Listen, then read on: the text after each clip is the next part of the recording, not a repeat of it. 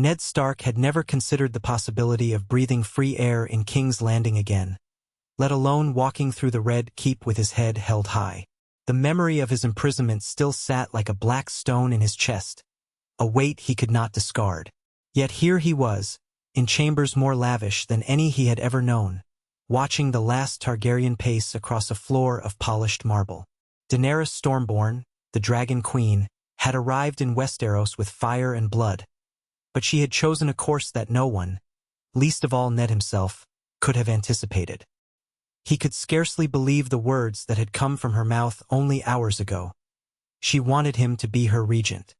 He had seen everything shatter once before when he tried to champion the rightful heir to the throne, and that had cost him so dearly. His freedom, his family's safety, nearly his life. Now, she offered him the power of the Seven Kingdoms as if it were a cloak to be draped over his shoulders. It was strange how a single conversation could uproot the foundations he had spent a lifetime building. He remembered the moment he was set free. Varys had shuffled into the darkness of the black cells, hooded lantern in hand, to offer him a bargain in a voice as soft as silk. But this time, the bargain didn't involve forswearing his honor to save Sansa's life. It was an offer to serve a new queen who had landed on Dragonstone with 3 living dragons at her command. She had sent word that she would spare King's Landing from fire and destruction if those within surrendered peacefully. Cersei Lannister, already beleaguered by rebellions springing up like weeds across the land, had no choice but to broker peace.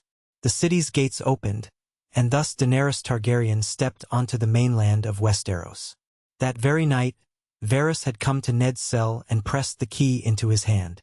Ned was sure he was being led to the execution block again, but instead the spider guided him through narrow passages, up twisting staircases, until they arrived in a small chamber. Soft candlelight flickered against the walls, and there she stood, the silver-haired queen with eyes like amethysts, grown from the timid child across the narrow sea into a fearsome conqueror. She had greeted him with surprising deference, calling him Lord Stark, in a voice neither haughty nor submissive. She said that her father's crimes were not hers, nor had she forgotten the betrayal suffered by her family. Yet she bore him no ill will. If anything, she wanted his counsel because she believed that only with the wisdom of honorable men could she truly secure the realm. The memories of Robert's rebellion coursed through Ned as she spoke. He recalled the horrors that had driven them to dethrone the Mad King, how Rhaegar's abduction of Lyanna had sparked a conflagration that consumed the Targaryen dynasty. Ned also remembered the day he found his sister dying in a bed of blood, whispering that last secret to him. A secret that had changed his life, Jon Snow's parentage. It was a burden he had carried alone for so many years. And now, faced with the living daughter of the Mad King, Ned couldn't help but think of the lost Prince Rhaegar of the Targaryens who had once borne such tragedy. Daenerys explained her plight. She knew she was a conqueror by birthright, but she did not want to rule with tyranny. She had learned from the wreckage of her own ancestors that absolute power was a rotted foundation for any dynasty. Instead, she would extend her hand to the great houses, offering them a place in a new realm, unified and forward-looking. And for this to happen, she needed someone who could bind the lords to her cause. Someone who already commanded respect. Someone who put the realm before his own ambitions. She confessed that she had heard of Ned Stark's ill fate, of how he had tried to unmask treachery in King's Landing and paid dearly for his honesty. If a man like that had been her hand, she said, things might have been different. Her words and her sincerity startled him. Ned wasn't sure if he was enchanted by her authenticity or merely stunned that a Targaryen queen would speak so kindly of him. In that moment, Ned thought of the bloodshed that had convulsed the land for so long, of the War of the Five Kings, of the famine and strife in the Riverlands, of the Lannisters clinging to power with cruelty, of the North battered by war. He thought, too, of his own children. Sansa was somewhere within these walls, betrothed to King Joffrey once, but that monstrous union had mercifully never come to fruition. Arya was lost, a ghost. Bran and Rickon were said to be slain by Theon Greyjoy, but rumors swirled that they had survived. Robb was gone, murdered at the Twins. Jon was on the wall, but he was not truly Ned's son, was he? The land was broken, and his family was in tatters, but if there was any chance to salvage what remained, perhaps Daenerys Targaryen could be the key. When she made her proposition asking him not just to be her hand but to rule as her regent while she consolidated her power, Ned felt his heart pound with a terror and hope he scarcely believed possible. The notion of refusing might have come swiftly if she had asked him to do some abomination, but all she wanted was to rebuild Westeros in a new image. She wanted him to bring his northern honor to the heart of power, to show the lords that this was not another reign of fire and madness, but a stable monarchy built with strong hands and open hearts. Ned was silent for a long time, weighed down by the magnitude of what she asked. His instincts screamed caution. He had tried to do right in King's Landing before, and that had ended in betrayal and ruin. Yet here was a chance to right those wrongs. Through clenched teeth, he accepted her offer, but only if she granted him certain assurances, chief among them the safety of his children. She swore that she would protect them as if they were her own. And so, their fates became entangled that very night, sealed with a quiet nod in the flickering candlelight. News spread through King's Landing come dawn. Eddard Stark, once condemned, was now free and reinstated as Lord of Winterfell. The new queen had asked him to stand at her side and help rule the realm. The shockwaves rattled the city. Some spat that the Wolf of the North was no better than a traitor turned opportunist, while others whispered in hushed wonder that the Honorable Ned Stark must have seen something in the Targaryen girl that gave him hope. Meanwhile, within the Red Keep, Daenerys took the Iron Throne by the simplest means possible. Queen Cersei relinquished it, though not without bitterness. Surrounded by unsullied and Dothraki screamers, the Lannister queen had no power left to defy the Targaryen host. Joffrey was dead, after all, in the chaos that had consumed the city a year ago. Tommen and Myrcella were hidden away, whisked off to safety, though some said they had fled by ship. But the immediate threat of the Lannisters' hold on power disintegrated the moment the gates opened to the Dragon Queen. Ned's first full day as regent was a haze of official pronouncements and hurried counsel with lords great and small. He wore no crown, bore no regal finery beyond a simple cloak of gray and white fur pinned at his shoulder with the direwolf sigil. Yet every courtier and knight in the hall bowed respectfully when he passed, for he spoke with the authority of the Dragon Queen herself. His first order of business was to quell the riots that had sparked in Flea Bottom when word spread of a new queen. Food stocks were low, morale was lower. Daenerys, with her memory of Meereen and Astapor, recognized the same desperation she had seen in the freedmen of Essos. She ordered that storehouses be opened, that bread be distributed, and that more farmland be cultivated around the city to feed the populace. Ned oversaw the details, ensuring that the crown's men protected farmers and bakers from brigands. This, he thought grimly, was the sort of work Robert had neglected. It felt good to be doing something that served the people rather than the endless squabbling of lords. Yet while the city was subdued for the time being, the realm was far from stable. In the Reach, House Tyrell had raised banners in confusion, some loyal to the Lannisters, others to Daenerys, and still others waiting to see which way the wind would blow. In the Westerlands, the remnants of House Lannister's once mighty legions plotted vengeance. The Stormlands were in disarray, with no Baratheon left to rule them but Stannis, exiled on Dragonstone until Daenerys' arrival had forced him to flee further to the east. The Riverlands were burned-out husks, haunted by desperate men. Dorne remained an enigma. And in the north, House Bolton had seized power after the Red Wedding, though rumors said that the Northmen were restless under that monstrous regime. Ned felt a chill whenever he thought of Roose Bolton holding Winterfell and that savage bastard Ramsay lurking in the shadows. He knew reclaiming his home would be no simple matter. The Mother of Dragons had said she would help him restore the North to its rightful rulers, but to do that they needed the realm's resources intact. A direct confrontation now might plunge the entire country into more bloodshed. On the second day, Daenerys invited him to a private council in the Queen's solar. She wore a modest gown of black and crimson, her silver-gold hair neatly braided. Though she was queen, she carried herself with a gentle warmth that many found disarming. Her dragons, though, were another matter entirely. They soared above the city, blotting out the sun when they passed, a visible sign of her absolute power. One perched on the ramparts of the Red Keep, roaring a challenge to any who dared question its mistress. Within that solar, Ned met the few advisors she trusted most: Missandei, a poised and articulate counselor who quietly recorded every word; Grey Worm, commander of the Unsullied, standing silent but watchful; Jorah Mormont, returned from his own wanderings, gazed forlorn as he regarded the man he once named a traitor. Tyrion Lannister was there, too, now wearing the pin of the hand of the Queen. The imp gave Ned a nod that was both polite and fraught with old resentments. He had once been framed for attempted murder of Bran Stark. Now here they were, allies in the strangest sense, each vouching for the Queen's cause. Daenerys began by asking for a report on the realm's finances and resources. Tyrion, well-versed in the intricacies of the Iron Bank and the Crown's crippling debts, explained the precarious situation. Ned listened intently, occasionally suggesting ways to garner goodwill among minor lords who could help supply the capital. They spoke of forging alliances with the Vale, hoping that Lady Arryn might be swayed if a suitable marriage alliance was proposed. They discussed the uncertain loyalty of House Frey, scattered after the Riverlands had turned into a battlefield. The conversation was frank, practical, a far cry from the manipulations and half-truths Ned had endured under King Robert and Queen Cersei's court. He found himself appreciating the Queen's honesty. Daenerys did not hide her ambition, but nor did she make false claims. She wanted the throne, but she wanted peace with it, not endless war. After hours of deliberation, Daenerys asked everyone except Ned to leave the room.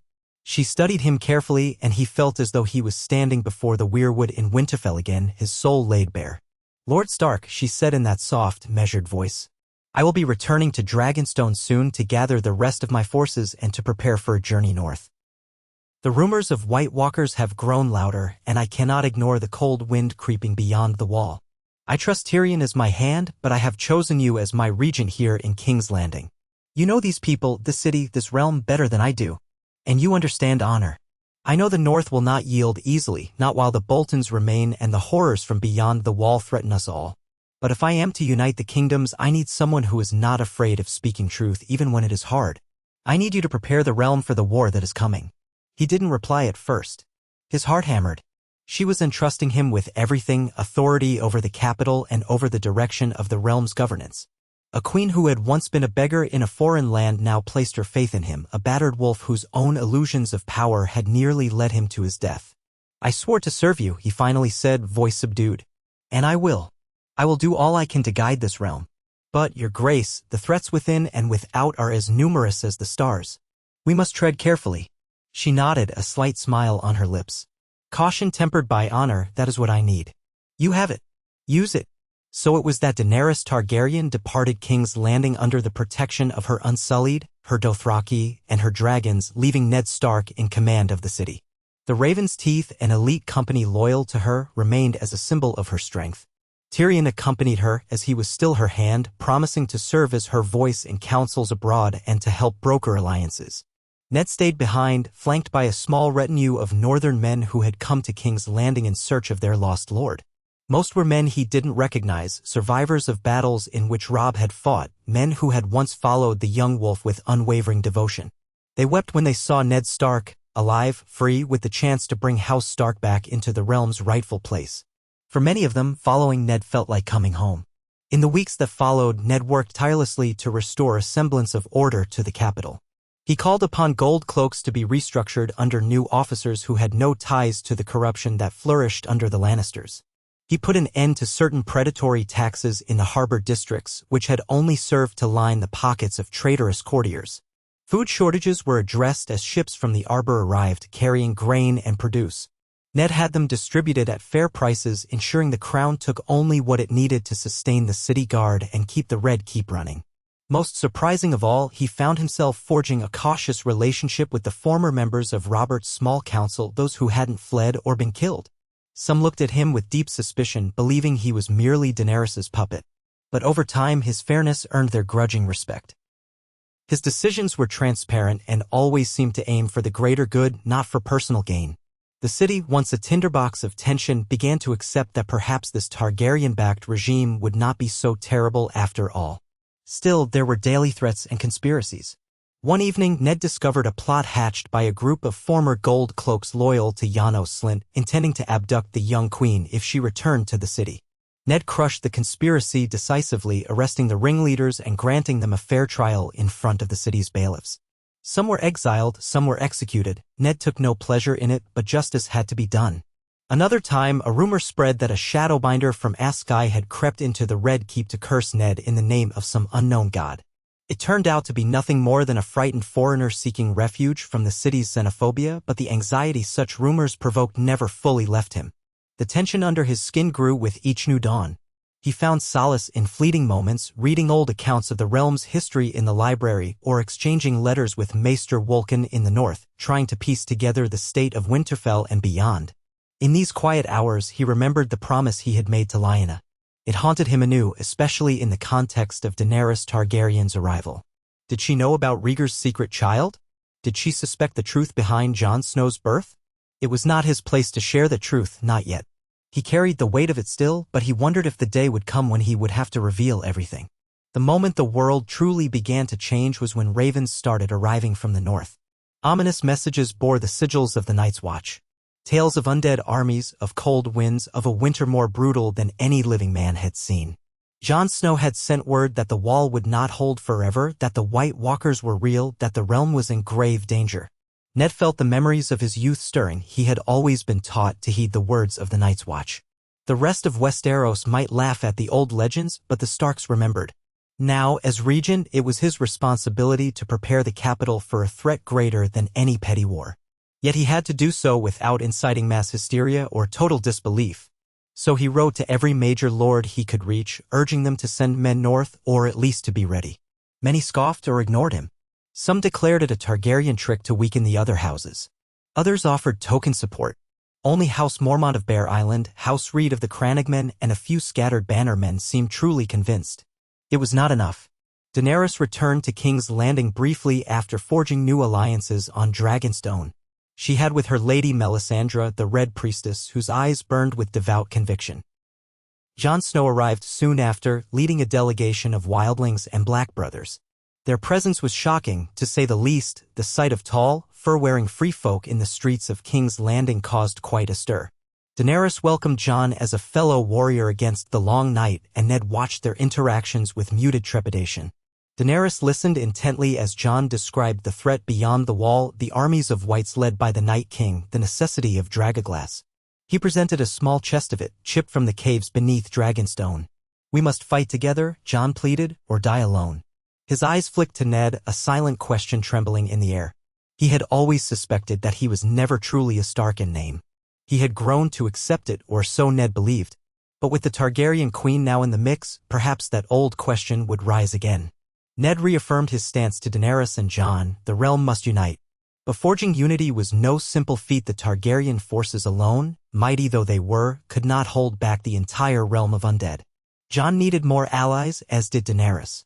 The knights in the Red Keep were consumed with councils. They decided that Daenerys, Jon, and a contingent of Northern and Queen's men would travel to Winterfell to prepare for the oncoming threat. Ned would remain behind as regent, once again, to manage the realm's day-to-day affairs and to hold King's Landing in trust for the Queen. He might have balked at such a responsibility, but as he watched Daenerys and Jon together, he saw a hint of the old Targaryen Stark bond that had been severed by the horrors of Robert's rebellion. Perhaps this was the realm's best chance for survival, ice and fire united. As winter's chill deepened, the capital braced itself for both war and scarcity. Snow fell in King's Landing, something that had not happened in living memory. People woke in the morning to see the streets blanketed in a thin layer of white, the air biting against their skin. Some cursed the cold, while others marveled at its beauty. Ned took it as a solemn sign of the North's slow but unstoppable approach. Thousands of years ago, the White Walkers had nearly destroyed humanity. Was it truly happening, eh? Gain? Even so, Ned soldiered on. He was not the same man who had walked into King's Landing at Robert's behest, naive to the capital's treacheries. He had learned from his mistakes. He expanded the city's watch, ensuring it was filled with men he trusted. He quietly built up reserves of food in hidden storehouses, mindful that a siege or mass panic could break out if the undead crossed the neck. He commissioned blacksmiths to experiment with dragoglass arrowheads, sending them north by Raven whenever they managed to craft a decent supply. And all the while he tried to project an air of calm to maintain the confidence of the people who now looked to him not just as a caretaker, but as a paternal figure of stability. Still, unrest simmered in many corners. There were assassins lurking in shadows, sent perhaps by disaffected lords or by the last remnants of Lannister power. Ned foiled at least 2 attempts on his life, discovering that some were orchestrated by the infamous Selsword Bronn, who had parted ways with Tyrion Lannister under uncertain terms. Others came from within, from men who believed Ned's regency was a disgrace to the memory of Robert Baratheon. He endured it all, standing steadfast for the Queen's cause as she had entrusted him. He lost sleep, haunted by the faces of his children, longing to see them safe in Winterfell. But he pressed on. When word finally arrived from the north that the White Walkers had indeed breached the wall, Ned felt a hollow dread clench his stomach. The Eastwatch had fallen, hordes of whites were pouring into the gift, unstoppable to any normal steel. Jon and Daenerys managed to strike a victory at the last hearth, but at great cost. Rumors said that Regent, one of Daenerys's dragons, was gravely injured, his wing torn by an icy spear. Winterfell stood firm, bolstered by the Unsullied, the Dothraki, and the combined forces of loyal northern lords, but even that fortress was not guaranteed safety. Many feared that once the dead marched south of the Neck, nothing could stand in their way. In response, Ned called the banners of every lord south of Moat Cailin. He used the Queen's authority to summon men from the Reach, the Stormlands, even the Vale. He wrote personal letters to the Eyrie, appealing to young Lord Robert Arryn's sense of familial obligation. After all, Eddard Stark had once been guardian to Lord Arryn's father. He begged the Ironborn to lend their ships in ferrying men north, appealing to Yara Greyjoy, who had thrown off Euron's tyranny and claimed the Seastone chair. Some answered. Many did not. Wariness clung to the hearts of men who had bled and died in countless civil wars. Why fight for the North, they muttered, when the North had not aided them in their darkest hours. But Ned persisted, drawing on every thread of honor that still existed in Westeros, reminding them that if the dead triumphed in the North, the rest of the land would soon follow. A contagion of fear spread, but also a small glimmer of solidarity. Lords who had once been bitter foes found themselves side by side in the marches northward, for a threat to all mankind overshadowed old grudges. It was a fragile hope, but a hope nonetheless. Amid this frantic mobilization, the seas churned with winter storms, making travel by ship perilous. King's Landing itself grew overpopulated, with refugees fleeing uncertain dangers in the countryside. Disease began to spread in cramped quarters. Ned redoubled efforts to expand shelter, ordering empty manors in the Crownlands to open their gates. The city's entire surroundings became a sprawling encampment, a patchwork of tents and makeshift housing. Tension rose daily, culminating in a riot one stormy night when terrified villagers fought over dwindling supplies. Ned rode out personally, flanked by gold cloaks, to quell the violence. He spoke to them in the howling wind, rain lashing at his face, urging them to remember that fear was their enemy and that they could not afford to tear each other apart. Some shouted curses, but others listened. Slowly, the riot dispersed. Such was the daily struggle of ruling, like trying to hold back the tide with a wooden shield. Months dragged by, and winter tightened its grip. Every day Ned scoured the horizon for a sign of Daenerys's dragons or heard the faint thunder of armies returning victorious from the north. Ravens delivered grim tidings. The undead had been halted near Moat Cailin, but at a devastating cost. The fortress was a ruin, and thousands lay dead or worse, resurrected. The combined might of the living had forced the White Walkers to retreat temporarily. Jon Snow had led a bold ambush with the wildlings in the swamps of the Neck, aided by the mysterious crannogmen of House Reed. Daenerys had unleashed her dragons upon the Night King's forces, scorching hundreds of whites. Yet the Night King himself had eluded them. The battered armies of the living retreated to Winterfell, uncertain when or how the next strike would come. The only advantage was that each day brought them closer to spring. But Ned was old enough to know that the seasons in Westeros did not shift according to a mortal's wishes. Winter could last for years. A new sense of desperation filled King's Landing. People prayed at the September for the safety of the North, for the safety of all. Ned found himself in the Great September more often than he cared to admit, not because he had abandoned the old gods, but because he found quiet solace in a place where others whispered their fears. Sometimes he would kneel before the statues of the Seven, remembering how Catelyn had prayed to them, how Sansa had once idolized them.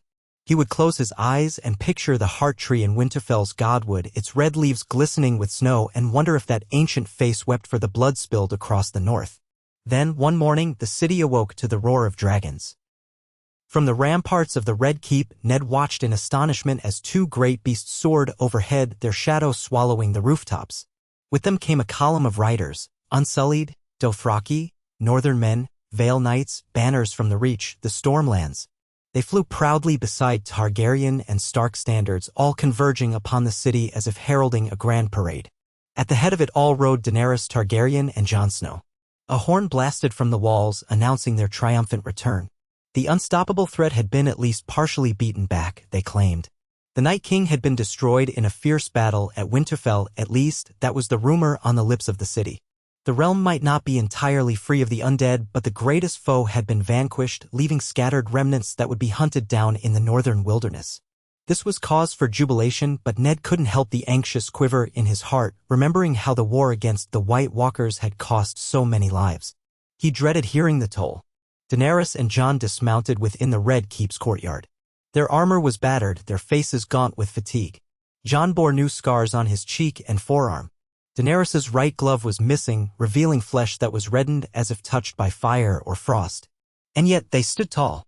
Their retinue of knights, lords, and officers thronged behind them, all eager to find rest and praise for their deeds. Ned greeted them formally, but his voice cracked with emotion. "Your Grace," he said, bowing to Daenerys, Lord Snow. Then he caught himself, uncertain how best to address his sister's son. Jon simply smiled wearily and said, "Lord Stark."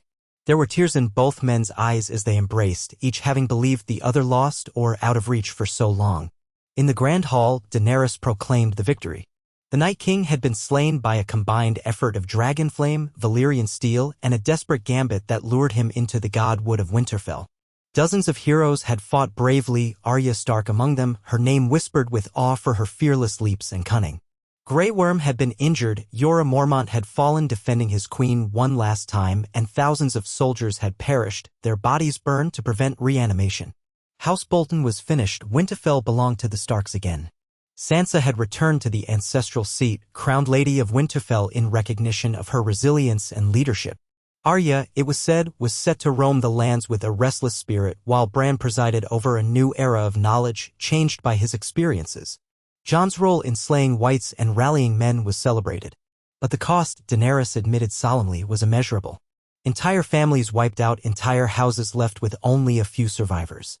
Winter had shown no mercy. Now, with the principal threat from beyond the wall diminished, the realm turned its gaze inward once more. Old grudges might resurface.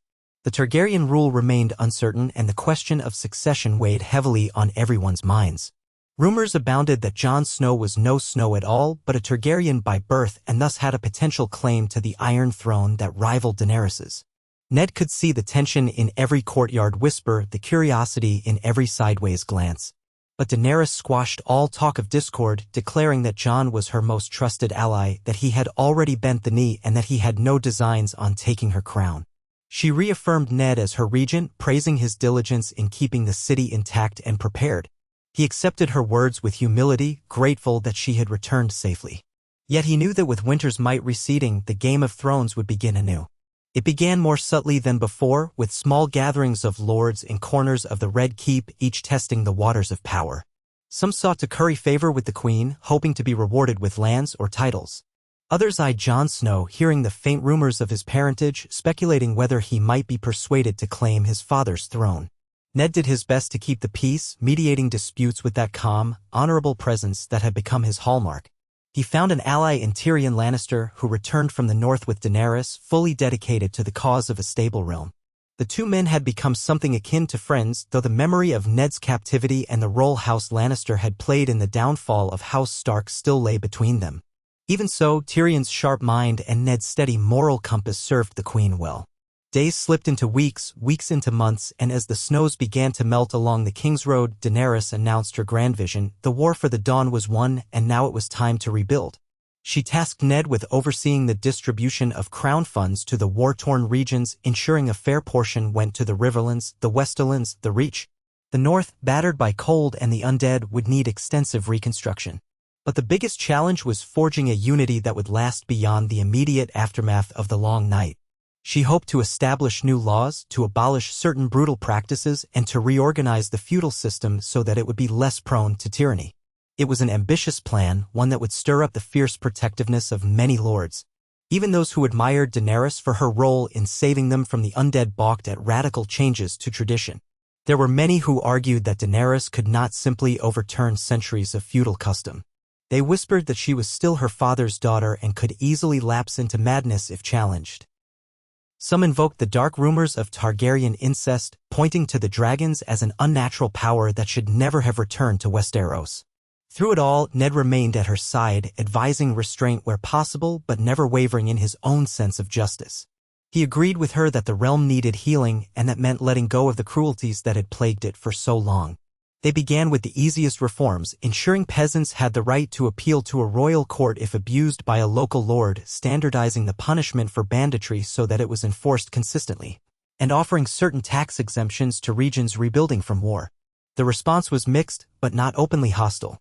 Ned personally traveled to the Reach to assess the farmland damage and to open a dialogue with House Tyrell, specifically with Lady Margaery, who had survived the chaos of the Lannister regime. She was hesitant about the Queen's reforms but open-minded enough to discuss how the Tyrells could maintain their influence while supporting the Crown's new vision. The journey was a reminder to Ned of the realm's beauty still shimmering beneath the scars of war. Back in King's Landing, Daenerys made a point of visiting Flea Bottom unescorted, distributing bread among the poor. Some saw it as a publicity stunt, but it struck Ned that she truly cared about these people as she had once cared for the slaves she freed in Essos. The Red Keep swelled with the presence of new advisors, men and women of lesser birth who had proven their worth in the wars. Among them was Davos Seaworth, the Onion Knight, who had served Stannis Baratheon but now lent his wisdom and humility to the new monarch. Also present was Brienne of Tarth, a loyal defender of the late King Renly who had pledged herself to Sansa Stark's protection. As Ned walked the corridors filled with these extraordinary yet humble individuals, he saw the seeds of a different kind of Westeros, one not so tightly bound by the old order, one where a knight could be a woman of unshakable honor, or a lord could arise from the ranks of commoners if he proved worthy. Trouble brewed in the Westerlands, however. House Lannister was fractured but not destroyed. Tywin was dead, Cersei was missing, Jaime had turned away from his family, leaving the region rife with opportunists and minor lords clawing for power. Raiders plagued the highways, wealthy towns were ransacked, and caravans carrying vital supplies to King's Landing vanished. Ned sent delegations, demanded peace, but found the region too chaotic.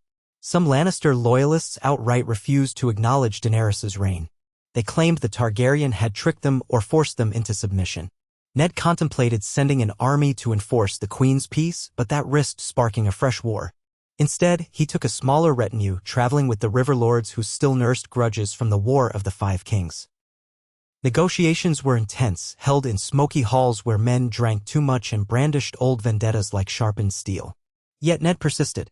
By invoking the memory of peace under King Robert, by referencing the realm's desperate stand against the White Walkers, by promising leniency if they submitted now, he managed to wrest an uneasy armistice.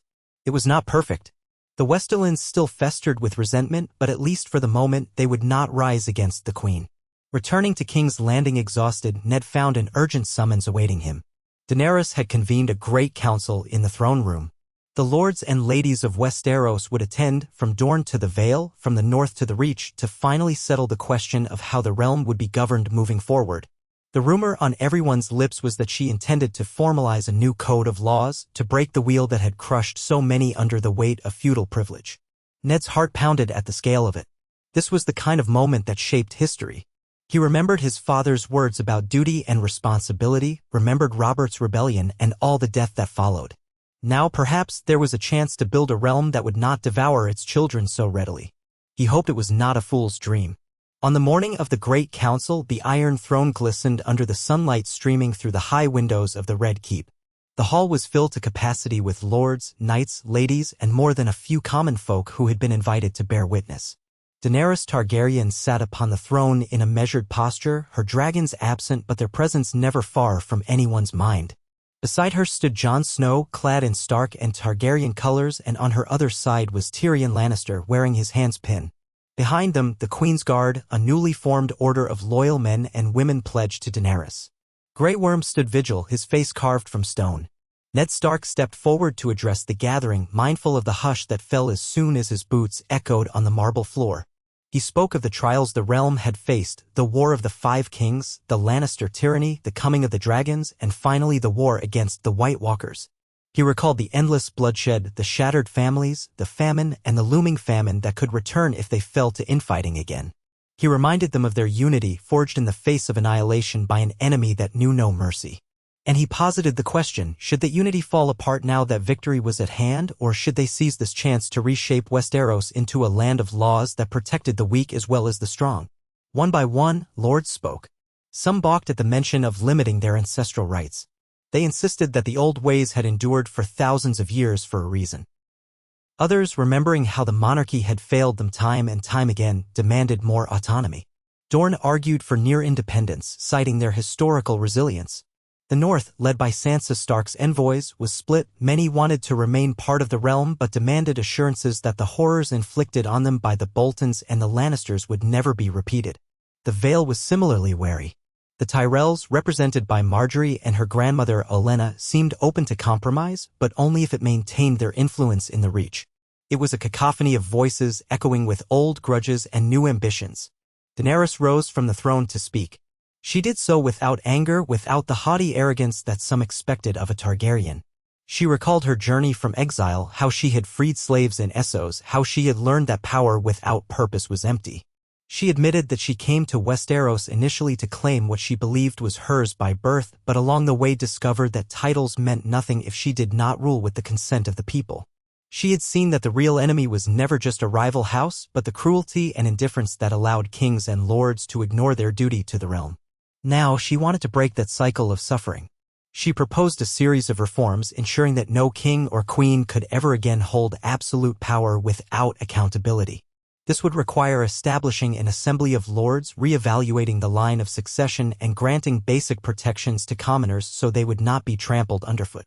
The hall erupted in argument, but Ned stood by her side, offering calm, reasoned explanations to each challenge. Gradually, momentum built in favor of the reforms. Not all, but enough to tip the scale. After hours of debate, the Great Council reached a tenuous consensus. The monarchy would remain in place, with Daenerys Targaryen recognized as the rightful queen. But henceforth, major decisions would require consultation with a council of lords who would be selected regionally. Certain sacred rights of the people would be enshrined, including the right to own property, to petition the crown, and to not be subjected to brutal punishments without trial. Each region retained its customs but agreed to abide by these overarching principles. The crowd seemed both relieved and apprehensive. It was far from a perfect system, and many lords muttered that the changes encroached on their ancestral powers. But for now, it was a compromise that prevented another civil war. Daenerys sealed it by pledging on her ancestors' memory to uphold these laws, a vow that Ned witnessed personally, standing by her side. In turn, the lords swore fealty to her as their queen. The realm breathed, uncertain but hopeful, like a child stepping into the sunlight after a long storm. In the aftermath of the council, celebrations lit the city for a week. Taverns overflowed with wine, and minstrels composed new songs of the Dragon Queen and the Wolf Regent who had kept the realm from falling apart. Ned took no joy in personal accolades. His greatest relief was that, at least for the moment, the bloodshed had ceased. He spent quiet hours with Jon, discussing old memories and the revelations about Jon's true parentage. They still had not made it public, choosing stability over the tumult that such news would unleash. Yet Ned believed that one day, Jon's identity as Aegon Targaryen might be revealed in a gentler, more stable realm where it would not spark chaos. As the snows began to melt further and the days grew longer, Daenerys asked Ned if he wished to return to Winterfell permanently. He could hand over the regency to another. Ned considered it. He yearned to walk beneath the weirwood trees of his home, to feel the cold wind on his face, to kneel at the crypts of his ancestors, to see Sansa, Arya, Bran, Rickon, and Jon together if the gods were merciful. But he also knew that the realm was still healing. The new system needed guardians, people who would ensure that the reforms were not subverted by scheming lords. And perhaps, after so much war and heartbreak, his duties still bound him here. So he replied that he would remain as long as the queen needed him to protect the fragile peace they had forged. Daenerys accepted his decision with a gentle smile, relieved. Seasons passed. Gradually, the scars of war faded into memory. The countryside began to blossom anew, fields yielding crops to feed the realm. Trade reopened with Essos, and the Iron Bank, ever pragmatic, came to negotiate new loans and alliances. Reports trickled in that Cersei Lannister had died in exile, clinging to the last vestiges of her power in some foreign court. Euron Greyjoy was rumored slain by Yara's forces. Tensions in the Westerlands calmed as House Lannister's younger scions pledged loyalty to the Queen in exchange for pardons. In King's Landing, construction projects improved roads and infrastructure. People whispered that perhaps this was the beginning of a golden age, though cynics scoffed that it was just the calm before another storm. Ned understood such doubts. Westeros had never been easily tamed. Yet, in all the swirling change, one thing was certain. Daenerys Targaryen's reign did not mirror that of her father. She was not the Mad Queen some had feared. She listened, she compromised, and she kept men like Ned Stark and Tyrion Lannister close to her side to guard against the pull of tyranny. Dragons still soared in the skies, a potent reminder of her might, but they were rarely used for destruction. Rather, they had become symbols of a queen who had once been powerless and now wielded that power with restraint. People across the realm, from the deserts of Dorne to the frozen wastes beyond Winterfell, began to speak of her with respect. They remembered that she had led men and women against the threat of the undead, that she had freed slaves across the sea, that she had reformed the realm's laws to protect its people. Through it all, Ned Stark continued to serve as regent, the steadfast guardian of the Iron Throne's integrity. He endured ceaseless council sessions, mediated countless disputes, oversaw the slow process of justice for old crimes committed in the war. He wrote letters to Sansa, who managed the North with a fair but firm hand, forging alliances with the Vale and the Riverlands. He received news of Arya's adventures across the seas, rumor and hearsay that made him smile with pride and worry. Bran, seemingly touched by magic, remained distant, absorbed in visions of past and future. Rickon, once believed dead, grew into a strong youth under the guidance of loyal northern retainers. Even though Ned was parted from his home and from his children, he took solace in the knowledge that House Stark was rising anew, its roots firmly anchored in the ancestral lands of the North. On evenings when the burden of rule felt too heavy, Ned would walk along the walls of the Red Keep, looking out over the city. Sometimes he caught a glimpse of Daenerys doing the same, her silver hair catching the moonlight, the distant glow of torches reflecting in her violet eyes. Neither would speak. They would simply gaze upon the capital they had both worked so hard to preserve. In those silent moments, Ned sensed a kinship in her two exiles, in a sense carrying the weight of the kingdom on their shoulders. He never loved her in the way some men might love a queen, nor did she ever seek to replace the family he had lost. But there was an unspoken bond of trust and respect. She had asked him to rule as regent when the realm was in its darkest hour, and he had answered. Together, they had steered Westeros away from utter collapse. Perhaps, Ned mused, that was enough. Perhaps that was all any of them could hope for in this world of war and shadows, a small measure of peace, a chance to rebuild what had been broken, to shield the innocent from the next storm. And so the days continued. The story of the Targaryen queen who returned to Westeros with dragons and the Stark lord who stood by her side became a tale told in taverns and halls alike. Some called it the Dance of Ice and Fire, in reference to the histories of old, but Ned Stark shrugged off such grand titles. He knew better than anyone that the real task was not in the songs or the legends, but in the painstaking work of governing, resolving disputes over grazing lands, comforting widows who had lost their husbands in the war, hammering out trade agreements so that farmers could earn a fair wage. This was the realm's beating heart, and it required a steady hand. On the anniversary of the Long Night's defeat, Daenerys and Ned organized a solemn ceremony in the Dragon Pit, inviting all the lords and small folk who could attend. Jon Snow was present, having traveled south for the occasion. Dignitaries from Dorne, the Vale, and even Essos joined them. The event commemorated not only the victory against the White Walkers but the unity that had allowed them to prevail. As music drifted through the old, crumbling structure, torches casting dancing shadows on the walls, Ned saw an older man's reflection in the eyes of those around him, a man tempered by the wars he had survived, by the ambitions he had resisted, and by the duty he had embraced. When Daenerys asked Ned to say a few words, he spoke simply and without flourish, as was his nature. He thanked the realm for coming together, honored the fallen, and affirmed the path ahead, to remain vigilant, to stand united, and to never forget that the greatest threats to the realm come when people allow fear and greed to overshadow honor.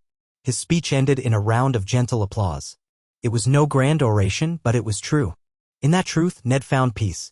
The Targaryen queen smiled at him, a faint curve of her lips that spoke more of gratitude than any formal gesture could. So what if Daenerys Targaryen had asked Ned Stark to rule as regent? In this world they had built, it meant an end to one cycle of violence and the dawn of a chance, just a chance, for a better future. It did not erase the blood spilled or the sins of history. It did not magically unify all of Westeros in eternal harmony. But it created a space where trust could grow, where justice could be pursued, where the living could turn their faces to the warmth of the southern sun or the icy winds of the north with equal resolution. And in that small yet profound shift, a realm torn asunder found itself gingerly knitting its pieces back together. Ned Stark, the Wolf of Winterfell turned regent of the Iron Throne, stood at the heart of it all, weary but unbroken, ever watchful, ever honorable, guiding Westeros toward a horizon that might, at long last, hold more light than darkness. Ned left the Dragon Pit in the lingering hush that followed the ceremony. Outside, King's Landing lay awash in the last glow of the setting sun, a riot of crimson and gold on the horizon. Torches flickered along the roads leading down toward Flea Bottom, and the warmth of the day ebbed into the chill of dusk. In the courtyard, Daenerys was surrounded by lords and ladies, each of them eager for a moment of her attention. Beyond that cluster of bodies, dragons circled overhead, smaller silhouettes, for they were not fully grown even now, but large enough to cast an impressive shadow. Ned paused to watch them, remembering how the realm had once cowered in terror at the mere thought of dragons. Now, these creatures embodied a promise more than a threat, a memory that when all seemed lost, fire had stood beside ice to defend the living. The official ceremony was done, but the city around them was still alive with celebration. Musicians spilled out of taverns, and the scent of roasting meat drifted across the breeze. Laughter mingled with the echoes of street peddlers hawking trinkets of dubious quality. For a moment, Ned felt the stirring of something bittersweet. The last time he had seen King's Landing in such a mood was when Robert Baratheon still ruled, that carefree giant of a man who had once been Ned's closest friend. Now, Robert was gone, the War of the Five Kings had passed into memory, and the city had outlived it all. Perhaps this was how King's Landing always endured, by clinging to any moment of gaiety it could find. He caught sight of Jon Snow descending a stone stairway, newly bathed and dressed in fresh leathers, though the weariness in his eyes was unmistakable. Jon's hair had grown longer, and a few new lines creased his brow, but there was a quiet pride in the way he carried himself. In the space of a few short years, he had gone from a steward of the Night's Watch to a pivotal force in saving the entire realm from the White Walkers. Despite all that, Ned could sense Jon's discomfort with the flurry of attention around him. Lords from the Vale, knights from the Reach, half of them bowing, half of them staring at him in wonder for reasons they might not even fully comprehend. Jon was no longer merely a nameless bastard from the north. He had been key to the War for the Dawn, and rumors persisted about his birthright. Ned waved him over with a gentle smile. "You look like you need some air, Jon." Jon stepped close, exhaling in relief. His dark eyes held that same determination Ned had seen so many times in Winterfell's yard, back when Jon had labored to impress Ser Roderick during training. He said, voice low, "I'm not used to all the fuss. They treat me like I'm some hero of legends." Ned placed a hand on Jon's shoulder. "You've done more than most ever dream, my boy. If the small folk wish to praise you, let them. But you needn't pretend to be anything you're not. One day, they'll see what I see. A man who never asked for glory, only did his duty." Jon nodded, but his expression remained troubled. He cast a glance to where Daenerys was stepping through the crowd, gracefully acknowledging her courtiers. "She's handling it well. The fealty, the veneration. It might be more than I can stomach." Ned understood. Jon was a man shaped by adversity and humility, adored by many but never comfortable in the limelight. "She was raised in a crucible," Ned said, "and found strength there. You were shaped by the wall and found strength in that darkness. Perhaps that's why the realm needs you both." They fell into a companionable silence, stepping away from the bustling courtyard and into one of the side gardens of the Red Keep. Frost rimed the shrubs, glittering under newly hung lanterns. Foemen and knights passed them by with respectful nods. Many recognized Ned's face, the Wolf Regent, and they had begun to nod to Jon as well, uncertain whether to address him as Lord Snow, Your Grace, or simply My Lord. Each time, Jon responded with a curt bob of his head, as if that was all the formality he could stomach. Inside the Red Keep, the feasting would go on long into the night. Great fires roared in the hearths. Wine would flow. Possibly the Queen herself might make an appearance in the feast halls to toast the memory of the fallen. Despite the swirl of celebration, Ned felt no desire to plunge into a crowd of revelers. Instead, he yearned for something more intimate and calm, a moment where the burdens of the realm could be set aside, if only briefly. He gestured for Jon to follow him. Beyond a smaller postern door, there was a courtyard seldom visited by anyone but the servants. Ned had come to favor it for its quiet. So they made their way through the torchlit corridors and found the narrow, arched doorway that led outside. A crisp wind swept in, carrying the faint brine of Blackwater Bay. A crooked oak tree stood in the center of the courtyard, its leaves gone for winter, the bark bleached by cold. Moonlight illuminated a thin dusting of snow along the flagstones. Jon drew his cloak tighter. Ned only let the chill settle into his bones. It was a small taste of home. Jon cleared his throat. "I keep thinking of the men we lost. Some nights I swear I can still hear the wind howling beyond the wall, see the dead marching on us. It's like a dream I can't quite leave behind." Ned nodded, the memories of the undead in the north still haunting him. 2 stories he had seen written in frantic letters, messages that had arrived by Raven, though he hadn't witnessed the horrors with his own eyes. But he had seen the aftermath, the scrawled reports of body counts, the ashen remains of mass pyres. War leaves scars, Ned said. On the realm and on those who fight it. The songs never mention the nightmares that follow. Only the glories. Jon let a wry smile tug at his lips. I think I'll leave the glory to someone else. I'm returning to Winterfell soon, once the ceremony is over. Sansa and Arya are there, and Rickon too. I promised I'd see them. Sansa's letters, she's determined to keep rebuilding, to open new alliances with the Vale and the Riverlands. She says Arya's restless, though. And Bran, he hesitated. Well, he's different now. He rarely even speaks.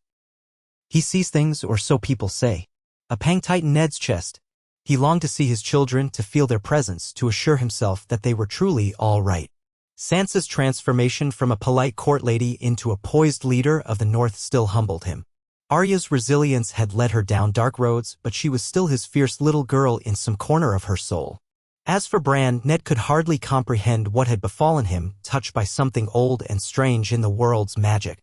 And Rickon, so young, had lost so much of his childhood. Ned prayed the boy had found stability in Winterfell's halls under Sansa's guidance. He looked at Jon, faced with a surge of yearning to go north with him. But Ned knew his duty. I can't leave yet, he said softly. The Queen needs me here. The realm needs me here. We've embarked on a path to reshape our laws, to ensure that no house can oppress the small folk as once happened. That wheel we speak of breaking, it does not break in one blow. It takes vigilance. Jon studied Ned, the lines of his face illuminated by the glow of a lantern mounted on the wall. You've carried too many burdens on your shoulders, uncle. The word came awkwardly to Jon. Ned had been the only father he'd ever known, but the truth of his parentage had altered that relationship in ways neither of them had fully parsed. House Stark needs you too, Jon said, quieter. But so does the rest of Westeros. I'm sorry you must bear it alone. Ned felt a flush of guilt at the reminder. The secret he'd kept all these years had weighed heavily upon him. He still had not shared it beyond a handful of souls. Daenerys suspected something, perhaps, but she never pried. That was a mercy. If the time comes when the realm stands strong and secure, then I will return to Winterfell, Ned said. For now, this is where I'm needed. They parted ways soon after, with Jon promising to take Ned's love to Sansa and the rest of the family. Ned lingered in the courtyard, letting the cold kiss his cheeks. He felt the hush of the hour soaking into his bones, as though the city's roar had dulled behind the walls. Perhaps it was the shadows or just his tired mind, but he thought he glimpsed a pale face watching him from an upper balcony. When he blinked, the vision was gone. A trick of the light, or something more? King's Landing had always been a place of secrets. Ned shook his head and made his way back into the corridors, returning to the swirl of torches and distant laughter. He passed the great hall where a rowdy feast was underway. The clatter of cups and plates mingled with harpists' melodies. Nobles boasted of their roles in battles, slyly exaggerating for effect. Servants hustled about with trays heaped with roast duck, honey parsnips, and trenchers of bread. For a moment, Ned stood at the threshold, scanning the crowd. He saw Grey Worm conferring with a few unsullied officers, their posture stiff in these strange surroundings.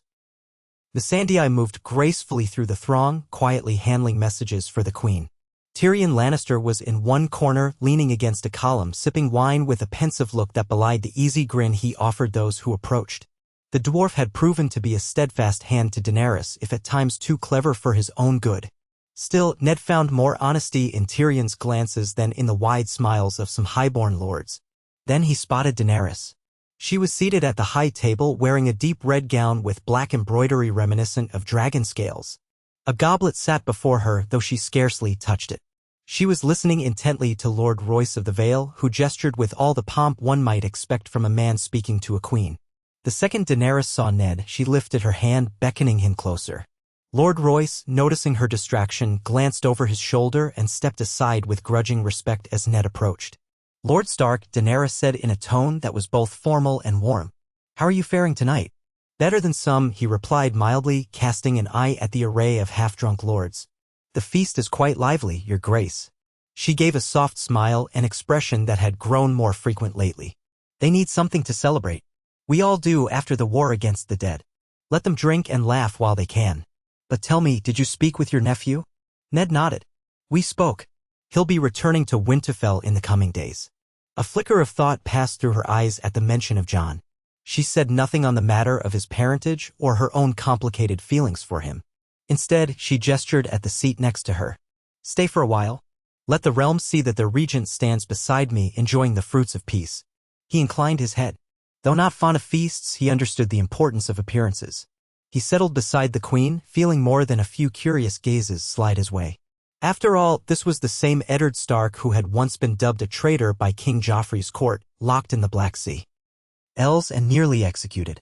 Now he sat at the highest table in open defiance of everything the Lannisters had once built. The realm could hardly be more changed. He let Daenerys handle the conversation for a time, responding quietly when she drew him in.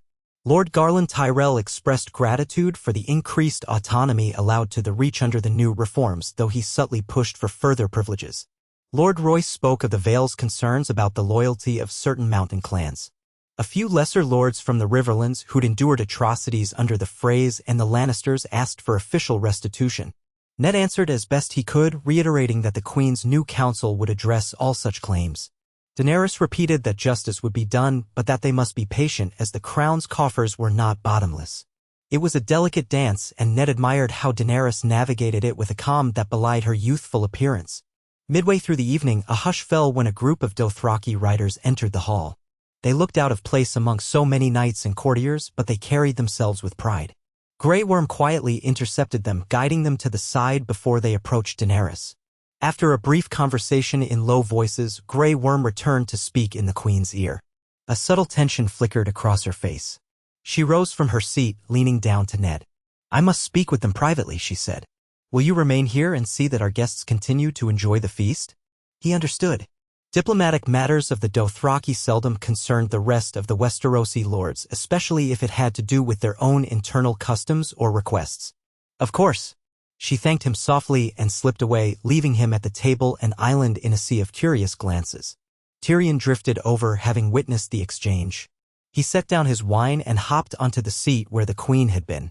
I've discovered that if you want all eyes in a room to remain on you, simply take the seat of the ruler, Tyrion remarked with a sardonic grin. They do stare, Ned said, surveying the crowd. Human nature. You'd think after all that's happened, dragons, White Walkers, the dead rising, they'd have bigger concerns. But the game of lords and ladies never truly ends. He sipped from the Queen's abandoned goblet. You did well tonight, quelling their anxieties.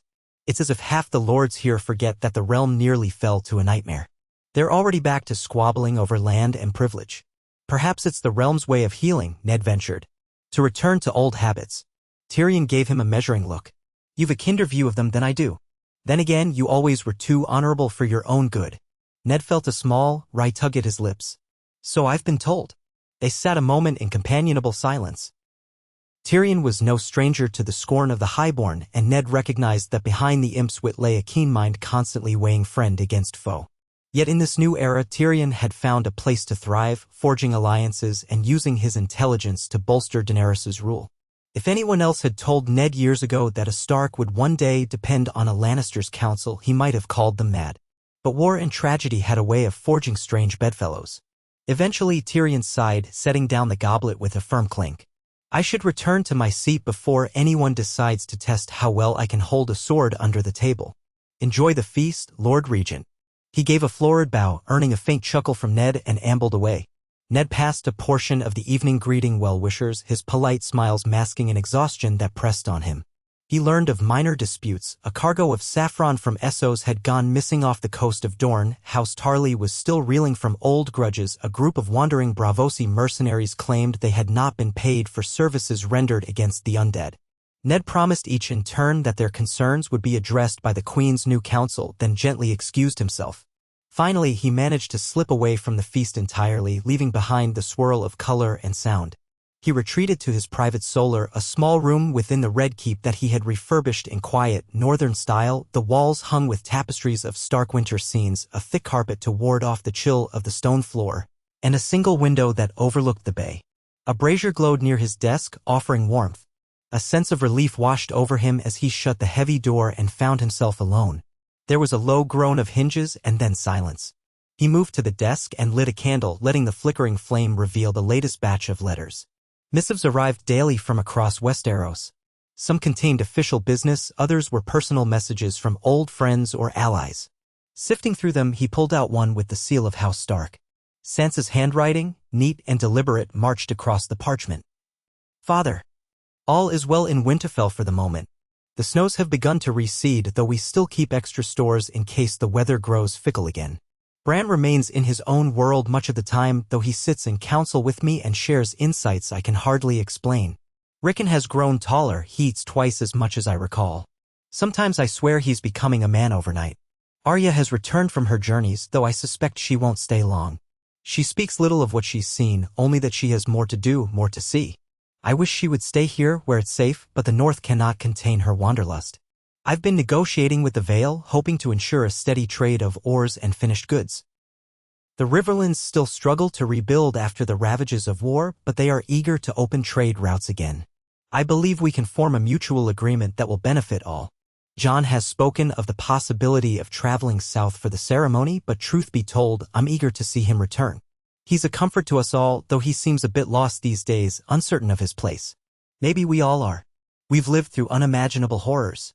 Sometimes I dream of the dead walking in our courtyard. I pray the reforms go well and that the Queen remains as strong and just as you believe her to be. The North stands with you, Father. Sansa. Ned exhaled, letting the words soak in. He could imagine Sansa seated in the hall of Winterfell, writing by candlelight, her red hair braided back with the stark poise of the Lady of the North. She had grown so much from the dreamy girl who once adored knights and tournaments. She had learned harsh lessons, too harsh for one so young. But she had emerged tempered and unbroken. He folded the letter gently and placed it aside. Another letter, this one from the Eyrie, requested an audience in King's Landing to discuss new laws on inheritance. Another from the Iron Islands expressed cautious interest in forging an alliance if certain trade privileges were granted. And so on. He was about to blow out the candle when a soft knock sounded at his door. Puzzled, Ned rose and pulled it open. Missandei stood there, cloaked in a light shawl against the evening chill, her eyes shining with quiet urgency. "Forgive me, Lord Stark," she said gently. "The Queen has returned to her chambers, but she asks for you. There's a matter she wishes to discuss at once." Ned didn't miss the hint of worry in Missandei's tone. He nodded, setting aside the letters. "Of course. Let on." He followed her through the corridors of the Red Keep. At this hour, torches and the occasional guard were all that disrupted the hush. They reached the royal apartments, a series of spacious rooms guarded by Unsullied. Grey Worm waited outside, his face unreadable. He inclined his head to Ned and opened the door. Inside, the Queen's chambers were warmed by a roaring fireplace. The walls bore Targaryen sigils, but also touches of Westerosi craftsmanship. Tapestries woven with scenes of dragons over King's Landing, the gold thread glittering in the firelight. Daenerys stood at the center of the room, wearing a simpler gown now, as if she'd shed the ceremonial trappings once the feast ended. She had her arms crossed, and her gaze was fixed on a Dothraki woman who spoke in a low, intense rush of words. As Ned approached, Daenerys glanced his way, relief flickering across her features. She beckoned him closer. "Lord Stark, thank you for coming." The Dothraki woman's eyes flicked to Ned, assessing him. She was tall, with braided hair interwoven with small bells that jingled softly when she shifted. Her skin bore faint scars, presumably from living under the harsh conditions of the Dothraki Sea. Daenerys placed a hand on the woman's arm. "This is Rikaro's sister, Eleki. She's come from Vise Dothrak with news. I'd like you to hear it." Ned bowed his head in greeting, though he wasn't certain what to expect.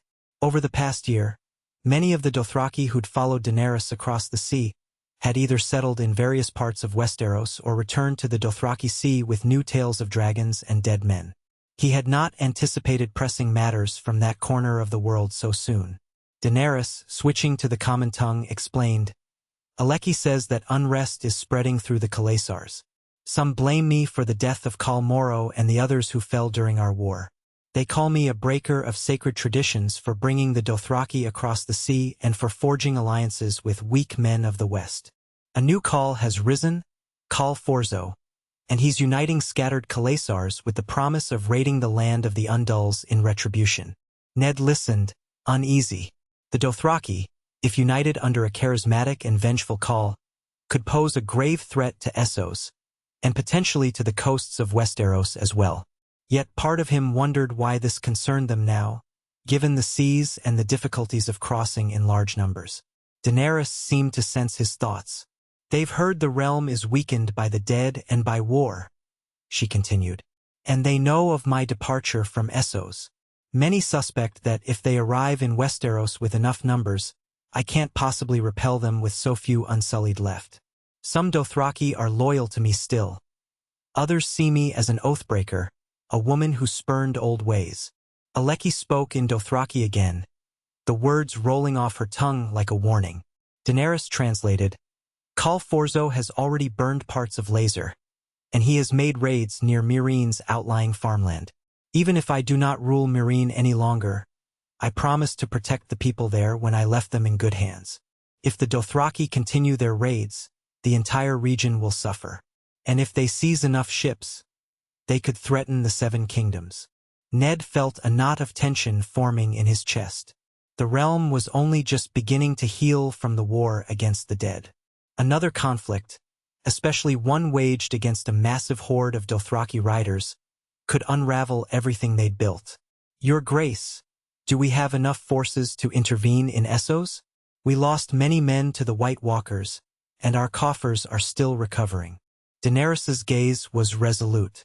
"We cannot allow Khal Forzo to pillage Meereen and Slaver's Bay unchecked. Those people believed in me. They trusted my promise that slavery would not return, that I would not abandon them to marauders. If the Dothraki reignite the slave trade, or if they simply ravage the countryside, my entire legacy there is forfeit. And what then? The other free cities may unite against us, or the Pentoshi Magisters might see an opportunity to end Targaryen influence once and for all. So yes, we must act." Ned inhaled slowly, well aware of the precarious situation. It wasn't just about moral obligation. It was about the stability of the entire region. If Essos fell into chaos, that chaos could spill across the narrow sea, striking Westeros when it was least able to withstand another major conflict. "I understand, Your Grace," he said finally. "What do you propose?" She exchanged a look with Aleki, then spoke in low tones. "Aleki has connections among some of the smaller Khalasars who remain loyal to me. If we sail to Meereen with a modest force, unsullied, some Westerosi knights, and perhaps a dragon or two, she believes we can discourage Khal Forzo from pressing further. He rules by fear, but if faced with overwhelming might, some of his blood riders might turn on him." Ned found the mention of a dragon or two somewhat understated, given that any dragon on a battlefield was a terrifying advantage. Yet he also remembered that one of Daenerys's dragons, Regal, had been gravely wounded in the fight against the Night King. He was recovering, but not at full strength. Drogon remained formidable, but Viserion had been lost to the Night King, and the memory of that undead dragon's rampage still sent chills through anyone who recalled it. "Sending an expedition across the sea will be costly," Ned cautioned, "and the lords of Westeros may not wish to spare their men for another foreign war, not after all we've endured." Daenerys's voice dropped. "We cannot turn our backs on our allies in Essos, nor can we allow the Dothraki to terrorize innocents. This is not just about me. It's about what we've built, the world we claim to be shaping. If we forsake these people now, we prove we're no better than the old kings who only look to their own borders. And if we allow Khal Forzo to grow in power, he may set his sights here eventually. I will not have Westeros torn apart by a new invasion just as we're beginning to mend." She paused, looking at Ned with those amethyst eyes that had once seemed so alien to him. "I know this is a burden, and I know the realm is weary of war. But if we do nothing, the cost may be higher in the end." Ned let her words settle. He considered the risk, the potential backlash from lords who wanted no more foreign entanglements. Then again, many of those same lords had demanded Daenerys's help when the undead threatened. They had expected her dragons to come north. Could they, in good conscience, refuse now that her old domains were under threat? Duty and honor pulled at him. "I will support you in this," he said at length. "We must present a united front to the lords, explaining the danger of allowing a warlord to rise unchecked in Essos. Some will grumble, but if we move carefully, they'll come to see the wisdom of it." Daenerys's expression softened in gratitude. "Thank you, Lord Stark." Aleki nodded as well, though she eyed Ned warily. She spoke again in Dothraki, and Daenerys quietly translated. She says that Khal Forzo has begun forging alliances with slavers who hide in the shadows. They sense an opportunity to restore the old ways in Slavers Bay. My presence there will show them the dragon has not turned her back on Essos. Ned folded his arms, mind racing. We'll need ships, he said, and a strategy that ensures the realm remains stable in our absence, your grace. You have many who depend on your presence here. Daenerys lifted her chin. The realm has a regent, does it not? He caught her meaning immediately. If she was to sail to Essos to handle this threat personally, Ned Stark would remain in King's Landing once again, wielding the Queen's authority in Westeros. She studied him as if gauging whether he had any reservations. I wouldn't take you away from the home you long for, she said quietly, but I dare not leave the realm leaderless. Tyrion will accompany me, he has knowledge of Meereen's politics. Grey Worm and part of the Unsullied must come as well. I'll take one dragon. Rhaegal still needs more time to heal, so Drogon alone should suffice to discourage any illusions of invincibility. Ser Davos, if willing, will coordinate the ships. But here, at home, the lords must see stability. They must see that the crown's reforms continue. Ned's heart sank a fraction at the idea of remaining even longer in King's Landing, but he knew it was the rational choice. If that is your will, your grace, I'll uphold it. I only ask that you send regular ravens. The realm will want word of your progress, and I can keep you informed of any developments here. Daenerys placed a hand over his. I promise. She shifted her focus, speaking briefly with Aleki in the Dothraki tongue, nodding as Aleki spoke. Then she turned back to Ned. We'll work out the details in a council meeting tomorrow. For now, you should rest, Lord Stark. You've done enough for one night. Ned suppressed a tired sigh, aware that true rest was elusive. But he inclined his head. As you say, your grace. He added a respectful nod to Aleki. Then he left the Queen's chambers, stepping past Grey Worm, who lingered vigilantly at the door, offering Ned a curt salute. Alone in the corridor, Ned paced toward his own quarters. Once again, the burden of responsibility settled upon his shoulders, heavier than the thickest cloak. He was to remain regent, caretaker of the realm's stability, while Daenerys answered the call of distant allies. The unending duty of ensuring that Westeros did not fracture anew stretched out before him. He thought of the quiet dream of returning home to Winterfell, breathing the crisp northern air, kneeling at the crypts of his ancestors. That dream would have to wait a while longer. With a low, resigned exhalation, Ned made his way back to his solar. The next day dawned gray and cold. A pallid sun leaked through sparse clouds, casting the city in a dim glow. Ned rose early, dressed quickly, and headed to the council chamber. Located near the throne room, it was a smaller space with tapestries depicting the histories of various kings and a large round table that Daenerys had insisted upon so that no single member would sit at the head. When Ned arrived, Tyrion was already there, picking at a plate of boiled eggs and toasted bread, seemingly lost in thought. Grey Worm was present as well, standing at attention. Jorah Mormont would have once filled that space at Daenerys' side, but Ser Jorah had died defending her in the war against the Night King. Ned sometimes saw the flicker of that loss in Daenerys' eyes when she mentioned him. Missandei stepped in soon after, arms laden with scrolls. Ser Davos arrived, rubbing the weariness from his face. A handful of other notables from the Queen's advisors trickled in, including a Braavosi trade liaison and the young maester who had replaced Pycelle's bloated presence. Daenerys herself entered last, accompanied by Aleki. The Queen took her seat and motioned for the others to sit as well. We have urgent business, she began, explaining succinctly to those who hadn't heard the news about Khal Forzo. Concern flickered across every face at the mention of the Dothraki uniting under a single banner. Even the Braavosi liaison paled at the notion of renewed chaos in Slavers Bay. Daenerys laid out the plan. She would depart with a fleet of Westerosi ships, escorted by a contingent of Unsullied and a portion of the Dothraki who remained loyal. Drogon would accompany them. They would make landfall near Meereen, rally local forces, and confront Khal Forzo before he could solidify his hold on the Regent. Ideally, this would end with minimal bloodshed by intimidating him into dispersing his Khalasar or by rallying enough Dothraki loyalists to overthrow him. If a pitched battle was unavoidable, Daenerys believed Drogon and the Unsullied would secure a decisive victory. Ned listened, then cleared his throat. Do we have enough ships? The royal fleet was EXP. Indeed, but I recall losses on the voyage to Winterfell for the War of the Dawn. Ser Davos interjected in his gravelly accent, we lost some, but we have enough to carry a few thousand men plus horses. We'll need to load supplies carefully. The trip might take weeks, depending on the winds. Daenerys turned her attention to the Braavosi liaison. We may also negotiate with the Iron Bank for a temporary loan to finance this expedition. We can't afford to impose heavy taxes on the realm again, not when we're still recovering. But if the Iron Bank sees the wisdom in preventing a power-hungry call from ravaging trade routes, they may be amenable. Tyrion tapped a finger on the table. If you fail to stop Call Forzo quickly, the Braavosi might decide you've become a liability. They could fund your enemies. We must ensure we have success in the field before they lose confidence. We will succeed, Daenerys said with quiet determination, because we must. And Lord Stark will remain in King's Landing to oversee the Crown's affairs. We cannot afford a power vacuum. The Great Council's reforms are still fragile and the Lords must see continuity. Ned recognized the significance.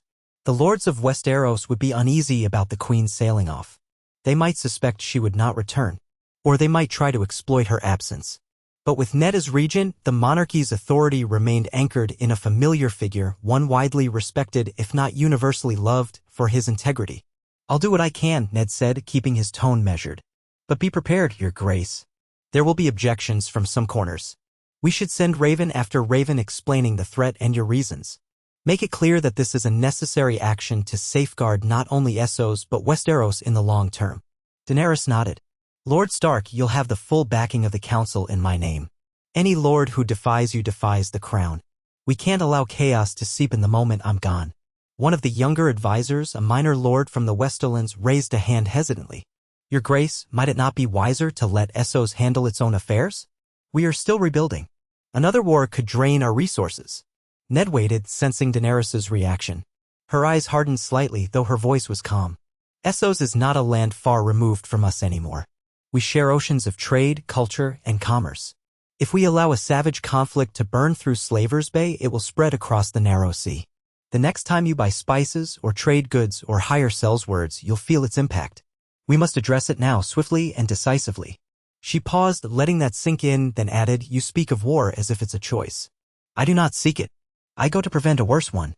Remember that if Westeros had faced the White Walkers alone, without the alliances we forged across the sea, we might not be here at all.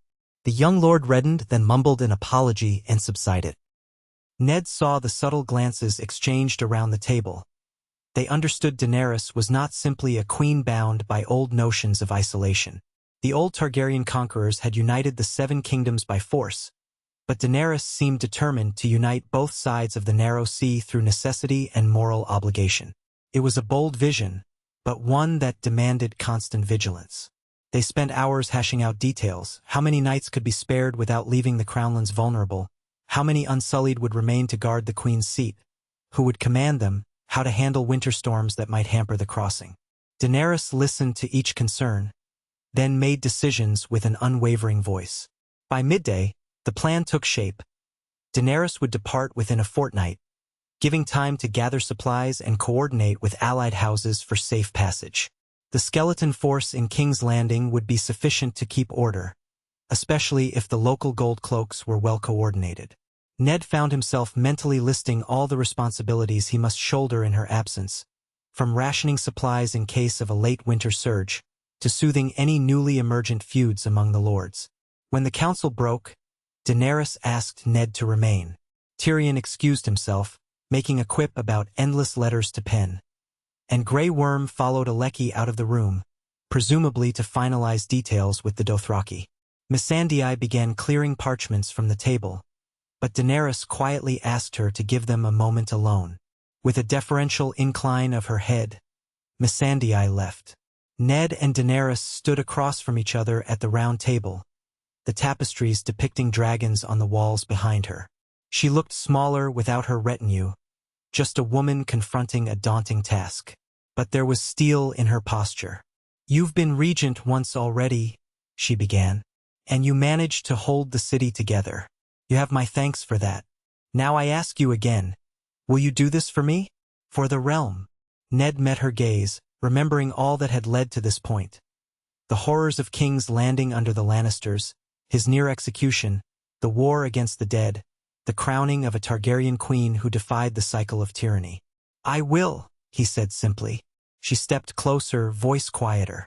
I won't lie to you, Lord Stark. Once I sail for Essos, there's no guarantee the conflict can be resolved swiftly. could take months, even a year, to stabilize the region. In that time, the lords here might chafe against my absence.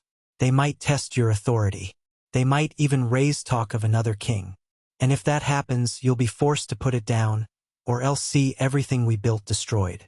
He nodded gravely, well aware of the tension that still bubbled beneath the surface of the realm. I understand, Your Grace. I've learned from my mistakes. I won't underestimate the ambition of certain lords again. Her eyes flicked to the tapestry where a dragon spread its wings over a conquered city. I've seen too much destruction, she said. I've caused some of it myself.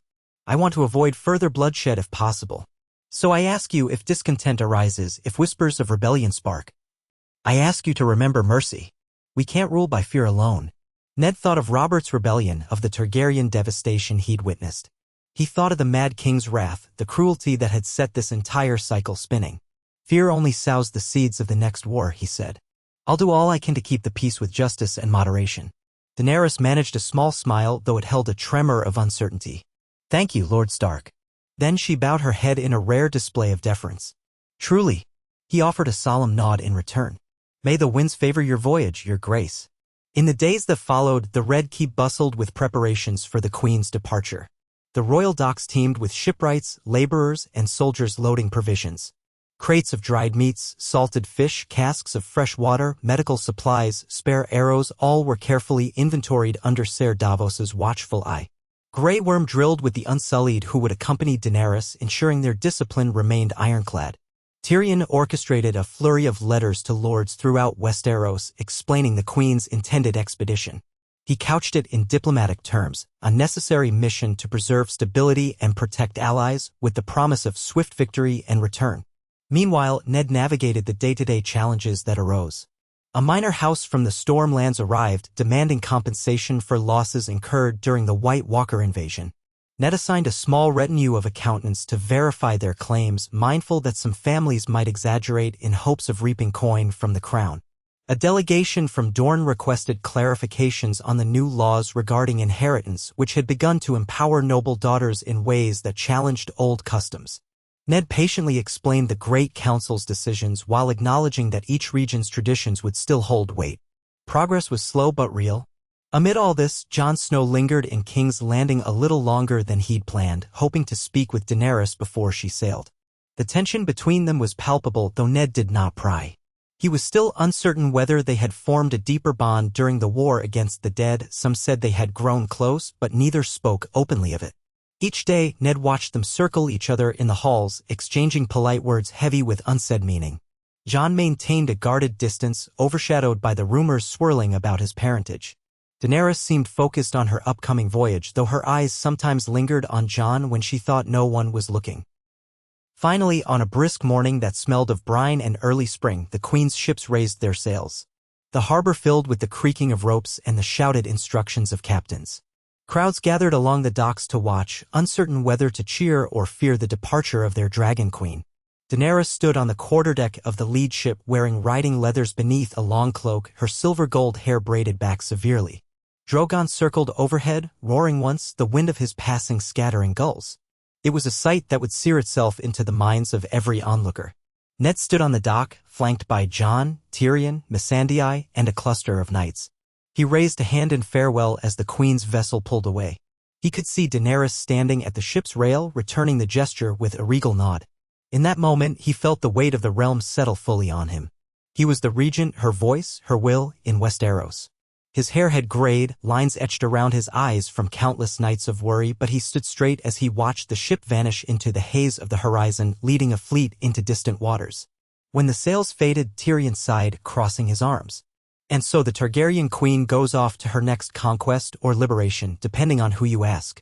And we remain to keep the lords from tearing each other apart in her absence. Jon's gaze rested on the horizon. She'll do what she must. Ned glanced at Jon. He sensed unspoken emotion in the younger man's voice. Will you stay in the city, Jon, or return north? Jon turned, meeting Ned's gaze with conflicted eyes. I was planning to return to Winterfell, but perhaps I should remain a while longer, ensure nothing goes awry. Sansa can handle most matters, and Arya's presence there, well, if she stays, will deter any trouble. But here, you may need an ally. And I'm not certain leaving now is the right choice. Ned considered it. Having Jon in the capital, a man respected for his role in the war against the dead, might indeed help maintain peace. On the other hand, Jon's lineage, still undisclosed to the realm at large, could be a lightning rod if certain ambitious lords got wind of it. I won't refuse your help, Ned finally said. But weigh your own heart, Jon. The North is your home. Don't stay here out of misplaced sense of duty if it tears you apart. Jon gave a half-smile, the wind catching his dark hair. There's always duty. The question is which one to honor first. Tyrion rolled his eyes. I, for one, intend to keep the realm from collapsing by employing all the cunning and what I possess. Failing that, a few good jokes in the taverns might help. He glanced at Ned. Shall we gather the council, my lord, or let the city dwell in sweet ignorance for one more day? Ned surveyed the harbor, the city walls, the labyrinth of streets beyond. We'd best gather them, he said. 1,000 little troubles await us. So began Ned Stark's second regency, a task even more fraught than the first, because now Daenerys was not simply in the countryside. She was an entire sea away, confronting a threat that might strain her forces. In King's Landing, Ned moved through each day with careful deliberation. He reorganized the City Watch to root out corruption, using men who had proven loyal during the earlier chaos. He convened with the new Council of Lords regularly, ensuring they felt included in decisions. He consulted Tyrion's advice on finances, Ser Davos's wisdom on shipping lanes, and Missandei's linguistic skills when dealing with foreign emissaries. Meanwhile, he composed letters to the north, longing for scraps of news from his children. As the weeks passed, ravens arrived sporadically from Essos. Daenerys had landed near Meereen without incident, swiftly rallying those who had once served her. Khal Forzo was rumored to be massing a great khalasar near the ruins of Yunkai, forging alliances with unscrupulous slavers. Tensions escalated, and skirmishes flared on the outskirts of Meereen's territory. But the Queen's forces held steady. One message described the sight of Drogon descending on a Dothraki war party, scattering riders in terror. Tyrion read it aloud in the council chamber, and some of the lords trembled to imagine such power. Ned saw relief in their faces, relief that such a dragon served them, not threatened them. For the moment, at least, the Queen held the upper hand. Yet shadows remained in the corners of Westerosi politics. Some lords questioned whether Daenerys had the right to take their forces abroad for a foreign war. Others whispered that if she never returned, Westeros needed a new ruler. A few brazenly floated the name Jon Targaryen, though most had no proof of his lineage, only vague rumors. Ned sensed the danger, the undercurrents that might surge if Daenerys' campaign dragged on too long. This was the realm that had turned on kings and queens for lesser reasons. He remembered only too well how swiftly loyalties shifted in the wake of Robert's death. One evening, Ned stood in the hallway outside the council chamber, his breath escaping in a quiet sigh. He had just finished mediating a dispute between two Stormland houses over the inheritance of a strip of farmland. Hours of back and forth had ended in a compromise that left no one fully satisfied. His head throbbed from the tension. He placed a hand on the cool stone wall, letting the stillness calm him. A soft voice spoke from behind. Tiring, isn't it? He turned to find Lord Gendry Baratheon approaching. The young man had been legitimized by royal decree after the war against the dead, recognized for his skill as a smith and his valor in battle. He now stood as the head of House Baratheon, though he still wore a simpler style of clothing, as if uneasy in finery. Gendry gave a friendly nod. Ruling, I mean. Ned offered a faint smile. Aye, it is. More so than battle, I think. Gendry studied him with respectful sympathy. I remember King Robert always complaining about the drudgery of governance. He much preferred hunting and feasting. A flicker of sadness crossed the young man's face at the mention of the father he never knew well. Ned placed a hand on Gendry's shoulder. Your father was a dear friend to me, but his love for feasts and hunts overshadowed many of his kingly duties. We pay for that negligence now in ways large and small. Gendry nodded. I've been trying to do right by Storm's End, repairing old fortifications, forging alliances with the minor houses, learning from the older knights who served House Baratheon for decades. But sometimes I feel like an imposter. He shrugged. I was a blacksmith. Now men call me my lord. Ned's gaze softened. Your birth doesn't define you, Gendry. Your actions do. Keep doing what's right for your people and eventually they'll see the Lord in you if they haven't already. Gendry grinned. Thanks, Lord Stark. Or should I say your grace? Some say you're as good as the king right now. Ned's mild expression turned grave. I'm merely regent. I serve the queen's will. I have no ambition for a crown. Let those rumors die. Gendry lifted his hands in mock surrender. I'm not the one spreading them, I swear. Just wanted you to know they're out there. A sardonic smile tugged at Ned's mouth. I appreciate the warning. They parted with mutual respect. Ned continued on his way, each step echoing in the deserted corridors. The Queen's absence had opened the door to speculation that could spiral out of control if not carefully managed.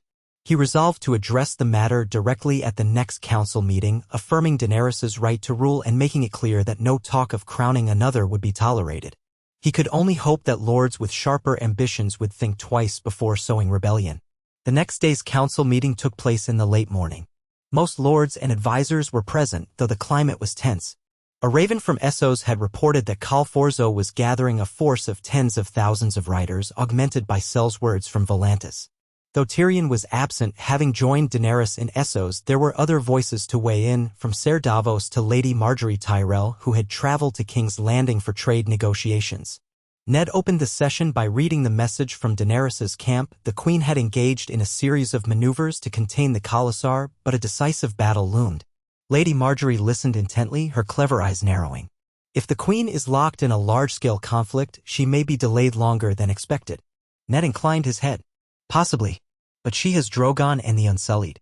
That should give her a strong advantage. A grizzled lord from the Westerlands frowned.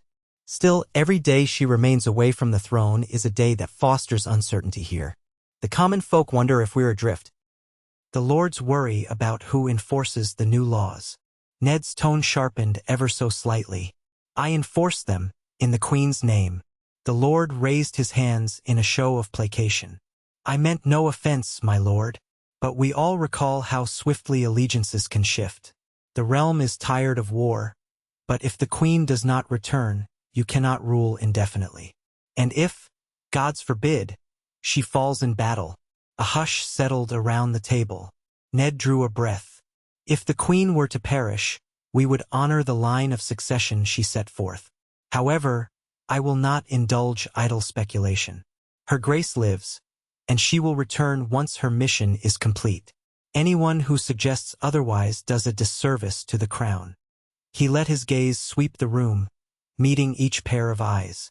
Most lowered their heads in acquiescence, though some looked thoughtful. Lady Margaery cleared her throat, stepping gracefully into the silence. Lord Stark is correct, she said, flashing a disarming smile. We should focus on the tasks at hand. Upholding the Queen's reforms, maintaining stability in the Crownlands and beyond. The realm is still fragile from the wars. Let us not break it further by chasing rumors. Gradually, the tension eased. Ser Davos added talk of shipping routes, and the conversation shifted toward practical matters of supply and trade. But Ned saw in their eyes that the question lingered. What if Daenerys never returned? Days stretched into weeks. Missives came from Daenerys' forces in Essos, describing a grueling war of maneuver against Khal Forzo. The Dothraki horde harried Daenerys' lines, avoiding direct confrontation with Drogon. A few small battles were won. Grey Worm led the Unsullied to victory outside the ruins of Yunkai, capturing some of the Khalasar's outriders. Daenerys negotiated with local warlords, offering them a stake in a new era of peace if they turned against Forzo. But still, the main host of the enemy eluded her. Reports spoke of scorching desert sun, cunning raids, the frustration of chasing a mounted army that refused to be pinned. Tyrion wrote that morale remained high, yet progress was slow. In King's Landing, the novelty of the Queen's absence began to wear thin. Some lords, worried about their own interests, pressed Ned for concessions. The faith began to clamor for more input into the Crown's policies. The Gold Cloaks uncovered at least two conspiracies, one aimed at placing a pretender Targaryen on the throne, another devoted to crowning Jon Snow. Ned had the ringleaders apprehended quietly, then held trials. He sentenced them according to the new legal standards, exiling some, imprisoning others. But he grew ever more wary. The realm was a tinderbox, and if misfortune befell the Queen in Essos, it might ignite anew. Jon stayed at Ned's side, though Ned sometimes urged him to depart for Winterfell. Jon always shook his head, muttering that he was needed here for now. Whether it was purely duty that kept him or something else, lingering hope of Daenerys's return, Ned did not pry. A distance had grown between them, shaped by secrets neither man was prepared to voice. Jon confided in Ned that he often felt restless, like he should be fighting in Essos alongside Daenerys. But he also knew that if his parentage ever became widely known, it could destabilize the realm. "I can best serve her by keeping the peace here," he said more than once, though he rarely sounded convinced. Meanwhile, in the far corners of Westeros, life crawled toward normality. The North labored to rebuild roads destroyed in the White Walker invasion. The Vale sent caravans of grain south, forging profitable trade deals. The Riverlands inched toward prosperity, their fields sown anew after so many years of war. Dorne remained aloof but signaled no hostility. Ned took heart in these small successes. Day by day, the realm's wounds seemed to scab over. Yet war remained in the air. On a brisk morning nearly 6 months after Daenerys had departed, a raven arrived bearing grim news. Khal Forzo had launched a massive assault on the outskirts of Meereen. The city's defenders, led by Grey Worm and a handful of local auxiliaries, had held the gates against waves of mounted warriors. Drogon had set large swaths of the Khalasar aflame, forcing Forzo to withdraw with heavy losses. But the city had taken damage, hundreds of innocents caught in the crossfire. Daenerys herself was said to be uninjured, but the strain of the prolonged conflict weighed heavily on her. Ned read the dispatch in the council chamber, the atmosphere growing more oppressive with each line. The lords exchanged worried glances. Lady Margaery Tyrell, leaning over the table, murmured softly, "It sounds like a stalemate, but one that batters both sides." Jon, standing near the window, let out a frustrated breath. "How many people must die in Essos before this ends?" Ned closed his eyes for a moment, conjuring the image of Daenerys at the prow of her ship, determined to protect the innocent from a warlord's ravages. "The Dothraki are too elusive," he said quietly. "She needs to find a way to strike at Khal Forzo's leadership directly. So long as he commands the largest Khalasar, they'll keep harrying her forces." A hush fell, each person weighed down by the sense of distance. This was not a war they could quickly ride to. It was across the sea, beyond the horizon, in a land of desert and ancient cities. All they could do was send coin, gather more ships if needed, and pray for a swift resolution. As the months wore on, Ned's regency became a balancing act of reassurances, stern justice, and careful appeasement. He called a gathering of several major lords in King's Landing to reaffirm loyalty to the Queen. They came, if grudgingly, House Tyrell, House Arryn, House Tarly, House Glover, House Manderly, a smattering of others. Jon Snow stood with him at the dais, silent but formidable, a living reminder of the dire war they had all survived. Ned invoked the memory of the White Walker threat, reminding them that they had united once to save the realm. Now, that realm must remain united while the Queen completed her duty abroad. He concluded with a direct plea. Her Grace fights for more than just a foreign land. She fights to prevent the forces of chaos from overtaking any land that stands for freedom. We must stand with her as she once stood with us. In her absence, we must show the world what Westeros has become. Strong, wise, and just. Some lords nodded. Others merely gave polite applause. But none openly defied him. For the moment, that would suffice. Autumn arrived, coloring the forests around the capital in hues of orange and red. The last vestiges of winter's chill retreated northward, leaving behind the promise of harvest. Ned often walked the city's walls, scanning the harbor for any sign of a returning fleet. He found himself remembering the halls of Winterfell, the quiet hush of the Godswood. Word reached him that Bran had begun traveling among small northern villages, offering counsel and comfort in ways no one fully understood. Arya had vanished again, drifting south for reasons she wouldn't share, perhaps searching for old enemies or new horizons. Rickon grew taller, more headstrong, but Sansa managed him well enough.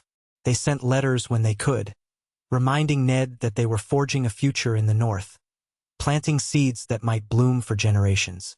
It was a comfort, yet bittersweet, to know his children could flourish even when he was so far from them. Then, on a morning thick with fog, a raven came from Essos, bearing the seal of the Targaryen queen. The message was shorter than usual. Forzo is dead. Victory is ours. The warlords around Meereen have submitted. The city stands, battered but unbroken. I will return to Westeros before the year's end. Daenerys. Ned held the letter, reading it again and again. A wave of relief washed through him, followed by a pang of cautious hope. He hurried to summon the council to spread the news. At last it seemed Daenerys had triumphed in Essos.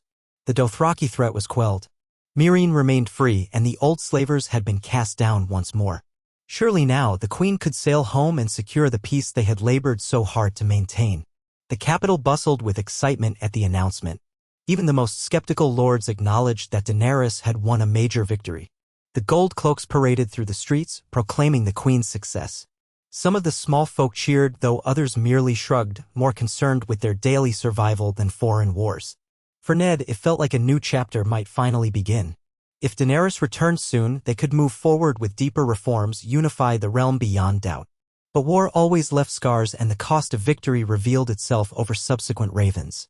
Grey Worm had suffered severe injuries leading the final charge against Forzo's personal guard. Drogon was wounded as well, an arrow lodged in his flank. Thousands lay dead on both sides. Meereen's walls needed costly repairs. Daenerys had agreed to a tenuous peace with several Dothraki Khalasars that chose submission after Forzo's death. The freedmen around Slavers Bay faced famine, their fields burned and salted by marauders. And though Daenerys planned to return soon, she couldn't simply abandon the people there without ensuring some structure to maintain order. Weeks bled into months as she stabilized the region yet again, forging alliances with local leaders, re-establishing the flow of trade, seeing to the wounded unsullied. Winter receded in Westeros, but in Essos the desert sun still shone mercilessly on broken ground. Jon grew restless, pacing corridors, poring over maps, volunteering to sail out and hasten Daenerys' return. Ned advised caution. She has Tyrion and Ser Davos with her, Ned said gently. She'll send word if she needs us. We can't risk dividing our forces or leaving the realm underdefended. Jon relented, though he remained uneasy. Ned understood the younger man's turmoil, the sense of powerlessness, the worry that Daenerys should not have to bear everything alone. It mirrored the burden Ned himself felt for so many years, striving to protect those he loved from afar. Amid the uncertainty, the realm marched on. Harvest festivals took place across the Crownlands and the Reach, some more lavish than others. Lords visited King's Landing to resolve petty disputes. Ned heard the petitions, careful to apply the new codes of law Daenerys had championed.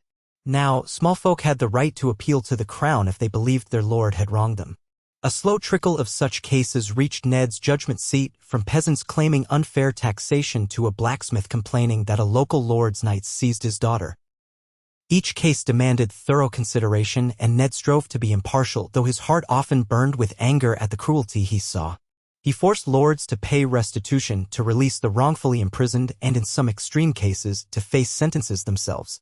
The lords grumbled at this shift in power, but Ned's steady, lawful approach left them little room for outright rebellion. He felt Catelyn's absence keenly during these sessions. She had always been adept at reading the hearts of those who came before them. He missed her counsel, missed her presence at his side. But he pressed on. Then, at last, on a crisp day late in the year, a day that smelled of distant frost, a scout from the royal fleet came galloping into King's Landing. He bore a single piece of parchment bearing the Targaryen sigil. The words were straightforward: the queen was on her way home. Her ships had set sail from Meereen, carrying the Unsullied, some loyal Dothraki, and Drogon recovered enough to fly, albeit not at his peak strength. They would arrive before the new moon. Euphoria spilled through the city. Bells rang from the great September, though the faith still maintained a cautious stance toward the Targaryens. Nobles rushed to prepare a grand welcome, hoping to curry favor. The small folk whispered that the Dragon Queen was coming home victorious, that she might strew gold in the streets or announce a new wave of reforms. Within the Red Keep, Ned oversaw the final touches of readiness, new banners flying from the ramparts, a thorough cleaning of the throne room. He found himself smiling more often, as though a great weight was finally lifting. If Daenerys' return went smoothly, it would silence many doubts. The realm would have its queen in flesh and blood once more, not just in name. Jon paced a different corridor, uncertain whether to greet Daenerys as a comrade in arms or with some deeper acknowledgement of what had passed between them in the north. Ned sensed his turmoil but gave him space. Sometimes the matters of the heart could not be guided by fatherly advice, especially with so many secrets swirling. Instead, Ned focused on ensuring the Queen's arrival would be a safe, orderly affair. He placed gold cloaks at key points along the harbor.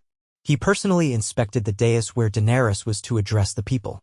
On the appointed morning, the city awoke to the thunderous beat of wings. The sky was overcast, a pale winter sun hidden behind clouds. But below that swath of gray, a black shape soared in from the east, Drogon, roaring in triumph. His wings churned the air, creating gusts that sent waves rippling across Blackwater Bay. Behind him, a flotilla of ships glided toward the docks, their sails emblazoned with the Targaryen sigil. Crowds packed every street leading to the harbor, pressed close by lines of gold cloaks. People craned their necks, pointing at the dragon overhead, the monstrous beast that had once seemed like a creature from fables. He banked over the city walls, circled the Red Keep, then landed heavily outside the gates. Soldiers scrambled to keep their footing amid the gusts. Drogon folded his wings, letting out a rumbling growl. Ned stood on a raised platform near the docks, beside Jon Snow, Missandei, and a host of dignitaries. Lords of every great region were present, wearing their finest garments. The Queen's flagship pulled in, and Grey Worm was the first to step onto the pier, leaning slightly on a staff but still projecting the stoic grace of the Unsullied. Behind him came a line of soldiers in neat formation. Then, at last, Daenerys herself appeared at the top of the gangplank, clad in a fitted coat of gray and red, embroidered with subtle dragon motifs. She wore no crown, her presence alone announced her royalty. The crowd erupted in cheers and shouts of awe. Some cried, "Long live the Queen!" Others bowed low, tears in their eyes, as if witnessing the return of a savior. Daenerys walked with a measured step, flanked by 2 Dothraki bloodriders who had proven their loyalty. Tyrion ambled behind, looking thinner but bright-eyed. Ser Davos followed as well, still a calming presence. As Daenerys reached the platform, Ned stepped forward. He inclined his head deeply, though not quite bowing. His role was that of regent, not a common courtier. Jon did the same, his face taut with anticipation. "Your Grace," Ned said, voice carrying over the crowd. "Welcome home. We rejoice at your safe return and your victory in Essos." Daenerys regarded him, her eyes reflecting a weariness tempered by triumph. "Lord Stark," she said, so all could hear, "you have served me well in my absence. Your regency is a testament to the strength of the realm when guided by honor and justice." Her gaze flicked to Jon. "And I see familiar faces remain by your side." Jon dipped his head. "We've been waiting for you, Your Grace." Tyrion cleared his throat and addressed the assembled lords. "Rejoice, people of Westeros. The Queen has vanquished the threat in Slavers Bay. Calforzo is no more, and peace reigns once again in those lands, peace that secures our own trade and alliances. Her Grace returns in glory, having upheld the promises she made to her allies abroad." Cheers rippled through the throng, though beneath the applause, Ned sensed relief. Many had wondered if Daenerys would ever come back, yet here she was, living proof. The Missandei signaled for a band of trumpeters to sound a triumphant note. Daenerys extended her hand to Ned, and he took it, stepping onto the dais together to face the people. A hush fell, an air of expectancy. "I have seen the horrors of war," Daenerys called out, her voice carrying with practiced command. "From the cold wastes beyond the wall to the burning sands of Essos. I have seen the toll it takes on the innocent, the way it grinds the weak beneath the ambitions of the mighty. When I first set foot on these shores, I swore that I would break the wheel of cruelty and indifference. I have not forgotten that vow." She paused, letting her words linger. The crowd listened intently. "Today we mark a new day for Westeros. I have returned as I promised. Together with Lord Stark, I intend to see that the Great Council's reforms continue, that the law serves both high and low, and that no house or king can trample upon the defenseless. We have fought the army of the dead together. We have rid Slavers Bay of one more tyrant together. Now let us build the peace together." She raised her hands, and the crowd erupted in cheers. The lords on the platform applauded, some more enthusiastically than others. Ned, standing at Daenerys' right, caught her sidelong glance. He saw gratitude in her eyes and also exhaustion. He knew from the ravens how the war in Essos had drained her. But the cheering masses could not see that. They saw the Dragon Queen triumphant. The formal procession led them back to the Red Keep with a parade of Unsullied and Dothraki marching in disciplined rows. Though the Dothraki's version of discipline was a bit more chaotic, they at least maintained some formation. Drogon took flight again, soaring overhead as a reminder of Targaryen might. People lined the streets, hurling flowers, reaching out to touch the returning soldiers. It was a spectacle such as King's Landing had not seen in many a year, not since Robert's earliest days when the realm believed it had found lasting peace. In the Red Keep's throne room, Ned orchestrated a swift yet formal ceremony where Daenerys reclaimed the seat of power from his regency. She approached the Iron Throne, that massive edifice of twisted swords, and placed a hand upon it. With the realm's lords and ladies watching, she declared, "By the will of the people, by the blood of my ancestors, and by the bonds forged in war, I resume my seat as Queen of the Undulls, the Rhoynar, and the First Men." Ned stepped forward, the symbol of the Regent, a small scepter Daenerys had given him cradled in his arms. He knelt and presented it to her. "I relinquish the powers entrusted to me," he said, voice steady. "I return them with gratitude for your safe homecoming, your grace." She accepted the scepter, then extended a hand, raising Ned to his feet. "Lord Stark, you have guided the realm through dangerous waters. I name you again as my Warden of the North, Lord of Winterfell, and enforcer of the Crown's justice across the realm. This seat is as much yours to guard as mine." A ripple of approval passed through the hall. Ned bowed his head in acknowledgement, though part of him wondered if he might finally be allowed to leave King's Landing and return to his beloved North. The role of Warden could largely be done from Winterfell, but he also sensed that Daenerys might yet need him close to ensure a smooth transition from his regency to her direct rule once more. He resolved to speak with her privately about it. When the ceremony concluded, the lords dispersed, many seeking audiences with Daenerys to offer congratulations or to remind her of old promises. The returning Unsullied headed to their quarters, eager for rest. The Dothraki roamed the castle grounds, marveling at the stone walls and the thick southern air. Tyrion tried to coordinate the influx of foreign delegates who had come to witness Daenerys' return. Missandei darted about, ensuring the queen's schedule was not overwhelmed. Through it all, Ned noticed Jon standing at a distance, watching Daenerys receive homage but not approaching. Eventually, Daenerys caught Ned's eye and summoned him with a discreet tilt of her head. He followed her through a side passage toward a smaller council chamber, leaving the main hall behind.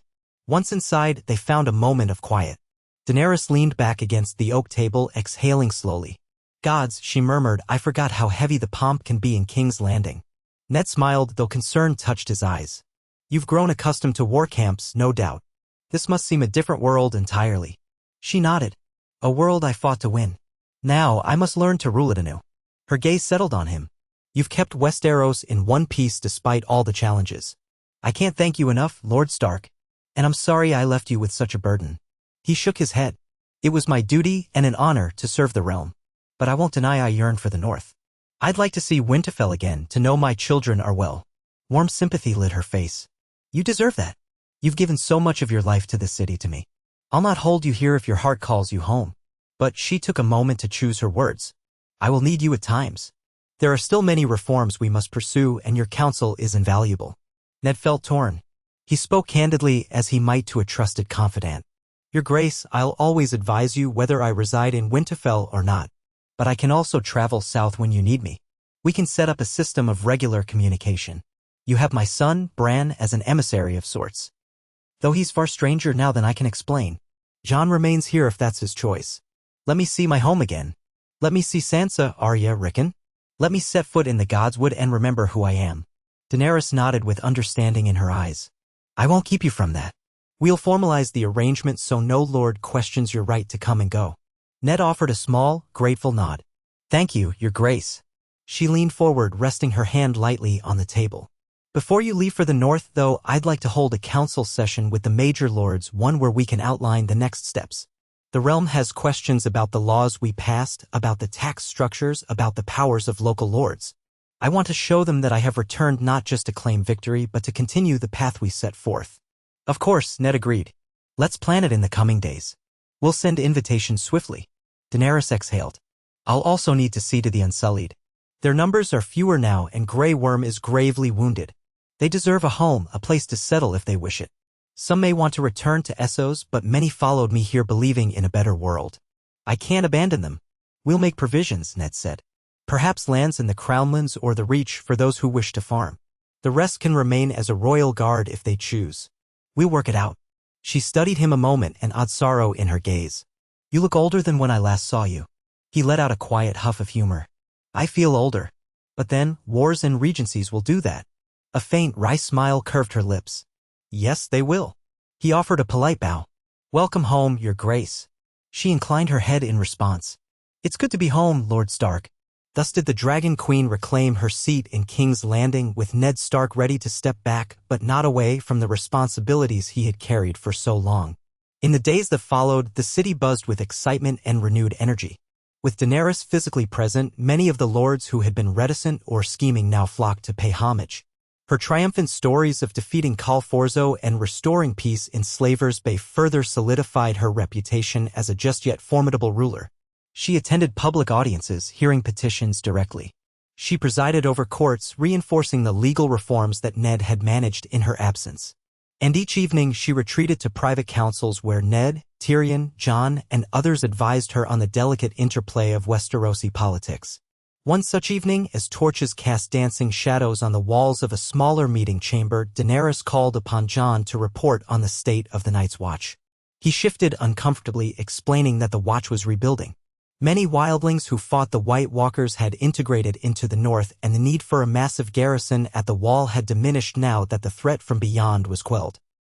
Yet the Watch endured, a smaller force dedicated to patrolling for raiders or stragglers from the undead horde, if any still wandered in remote corners. Daenerys listened thoughtfully. "I recall your vow once, Jon Snow, that the Night's Watch would remain essential as long as winter came and went. But it seems the world has changed since the long night." He nodded. "It has. The realms of men can stand together now. Still, some traditions persist. The Watch is smaller, but it serves a purpose, taking in those who seek penance or refuge, standing guard.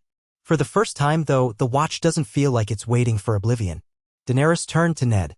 "Do you think we should dissolve the Watch entirely, Lord Stark? Put those resources to better use in the realm?" Ned's response was swift. "The Night's Watch is older than any dynasty. It's a symbol of vigilance, a reminder that threats beyond our borders can arise unexpectedly. If the men who serve there still find meaning in their vows, it would be ill done to disband it. But perhaps we can redirect some of their efforts, help them cultivate the lands around the wall, open trade with the wildlings. The Queen's reforms can extend there, too." Daenerys nodded slowly. "Very well. Let it stand for now. We will see how it evolves in this new age." Tyrion, seated nearby, cleared his throat. "Speaking of evolution, Your Grace, have you considered the matter of your succession? The realm is stable at the moment, but if we truly seek to avoid the mistakes of our predecessors, we should address the issue." At that, the air in the chamber seemed to crystallize. Daenerys' expression froze for a moment. Ned knew how fraught this question was. Daenerys had no living children, and the Targaryen line was perilously thin. Tyrion's gaze flicked briefly to Jon, but he said nothing else. Daenerys responded carefully. "I have considered it, Tyrion, but I have made no decisions as yet. The Great Council's reforms allow for certain adjustments to the line of succession should the crown and the lords of the realm agree. If I were to name an heir, it would need to be someone who can carry on the vision of a united Westeros, free from the cycle of oppression." Jon looked at the floor. Ned felt tension coil in his chest. Would Daenerys publicly name Jon, effectively validating his Targaryen parentage? That might throw the realm into turmoil, or it might provide clarity. No one could predict which. Yet Daenerys did not speak Jon's name. Instead, she sighed and waved a dismissive hand. "Let us not rush. I've only just returned. The realm is at peace for now, and I intend to rule for many years yet. When the time comes, we'll gather the lords and do this properly." Tyrion inclined his head, a glimmer of acceptance in his eyes. "Of course, Your Grace." The meeting concluded with talk of trade routes from the Westerlands and the Riverlands. Jon, silent and brooding, left the chamber soon after. Daenerys lingered, discussing with Ned some details about establishing new farmland for the Unsullied. But Ned couldn't shake the undercurrent of tension. The question of succession was a slow-burning fuse that could ignite future strife.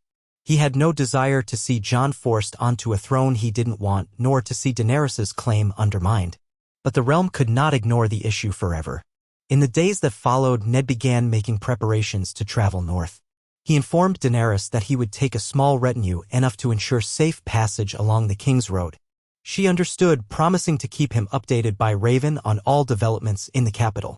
Before he left, she arranged one last ceremony in the throne room, honoring Ned for his services as regent. She presented him with a fine blade, forged by royal smiths, the steel inlaid with subtle swirling patterns. It was not Valyrian steel, but it was a weapon of exquisite craftsmanship. "Let this be a symbol," Daenerys said before the assembled court, "of the bond between the crown and House Stark. May our alliance endure through every winter." Ned accepted it with humble gratitude. He did not care much for lavish gifts, but he understood the symbolism. The lords watched, aware that the Wolf of Winterfell retained powerful influence in the Queen's court. If any of them hoped to sow division between the North and the Iron Throne, they would now think twice. Finally, the day of departure arrived. Ned stood in the courtyard of the Red Keep, clad in traveling leathers, a thick cloak, and a simpler version of his House Stark regalia. Jon was there as well, deciding at last to accompany Ned north. He claimed it was time he checked on the watch and visited family. A handful of men loyal to House Stark formed their escort along with a few gold cloaks for added security. Daenerys and her retinue came to bid them farewell. The morning sun caught the dragon sigils on the walls, reminding Ned of how different his life had become from the days when he first rode south at King Robert's summons. Daenerys extended a hand to Ned. He took it gently, bowing his head. "Stay safe, Lord Stark," she said. "Our work is far from finished. You as well, Your Grace. If you need me, send word." She turned to Jon. They exchanged a long look, neither speaking. Then Daenerys said softly, "Safe travels, Jon Snow." Jon dipped his head. "And you, Your Grace." No more words passed between them. Perhaps everything worth saying had already been said, or perhaps 1,000 unspoken thoughts lay locked behind their eyes. Tyrion and Ser Davos offered curt farewells. Grey Worm was absent, still recovering in a private quarter of the Red Keep. Missandei offered a polite smile, her hands folded. With that, Ned and Jon mounted their horses, the small column of riders filing out of the Red Keep's gates. The streets were less crowded than usual at this hour. Some small folk called out farewells or blessings. The city, for all its grandeur and filth, now felt oddly familiar to Ned. He had governed it twice, walked its alleys, struggled with its complexities. Yet he was not sorry to be leaving. The North called him like a distant heartbeat. They passed through the city walls and onto the open road. Morning light streamed across the rolling hills. The wind carried the scent of distant pine. Jon rode beside Ned, silent for a time, both men contemplating the events that had shaped them. At length, Jon spoke in a low voice. "Do you think we can truly build a lasting peace, Uncle? Or will it all unravel as it has so many times before?" Ned considered the question. Memories flickered through his mind, the Mad King's tyranny, Robert's rebellion, the War of the Five Kings, the dead walking under an endless night. Yet also he remembered the alliances forged, the reforms enacted, the sight of men and women from every corner of Westeros standing together. "If there's one thing I've learned," Ned said slowly, "it's that peace is not a single victory or a single decree. It's a choice we must make each day in countless small ways. We have to keep choosing it, keep fighting for it, just as fiercely as we fought the Night King or Khal Forzo. Will it last forever? No one can say. But if we don't try, we're doomed to repeat the cycle of bloodshed." Jon absorbed those words, giving a small nod. "Then let's hope the realm remembers that lesson." They rode on, the warmth of the sun on their faces, the King's Road unfolding before them, taking them northward toward the land of their birth and the family they had fought so hard to protect. Behind them, in King's Landing, the Dragon Queen ruled a realm that still bore scars of war, determined to heal those wounds. And though none could predict what new storms might arise, for that moment, the Seven Kingdoms breathed in the calm earned by so many sacrifices. The hope, fragile yet resolute, was that Ned Stark's regency and Daenerys Targaryen's vision had kindled a flame that could guide Westeros to a brighter age, a flame of honor, justice, and the unwavering bonds that bound North and South, dragon and wolf, in a fragile but powerful unity.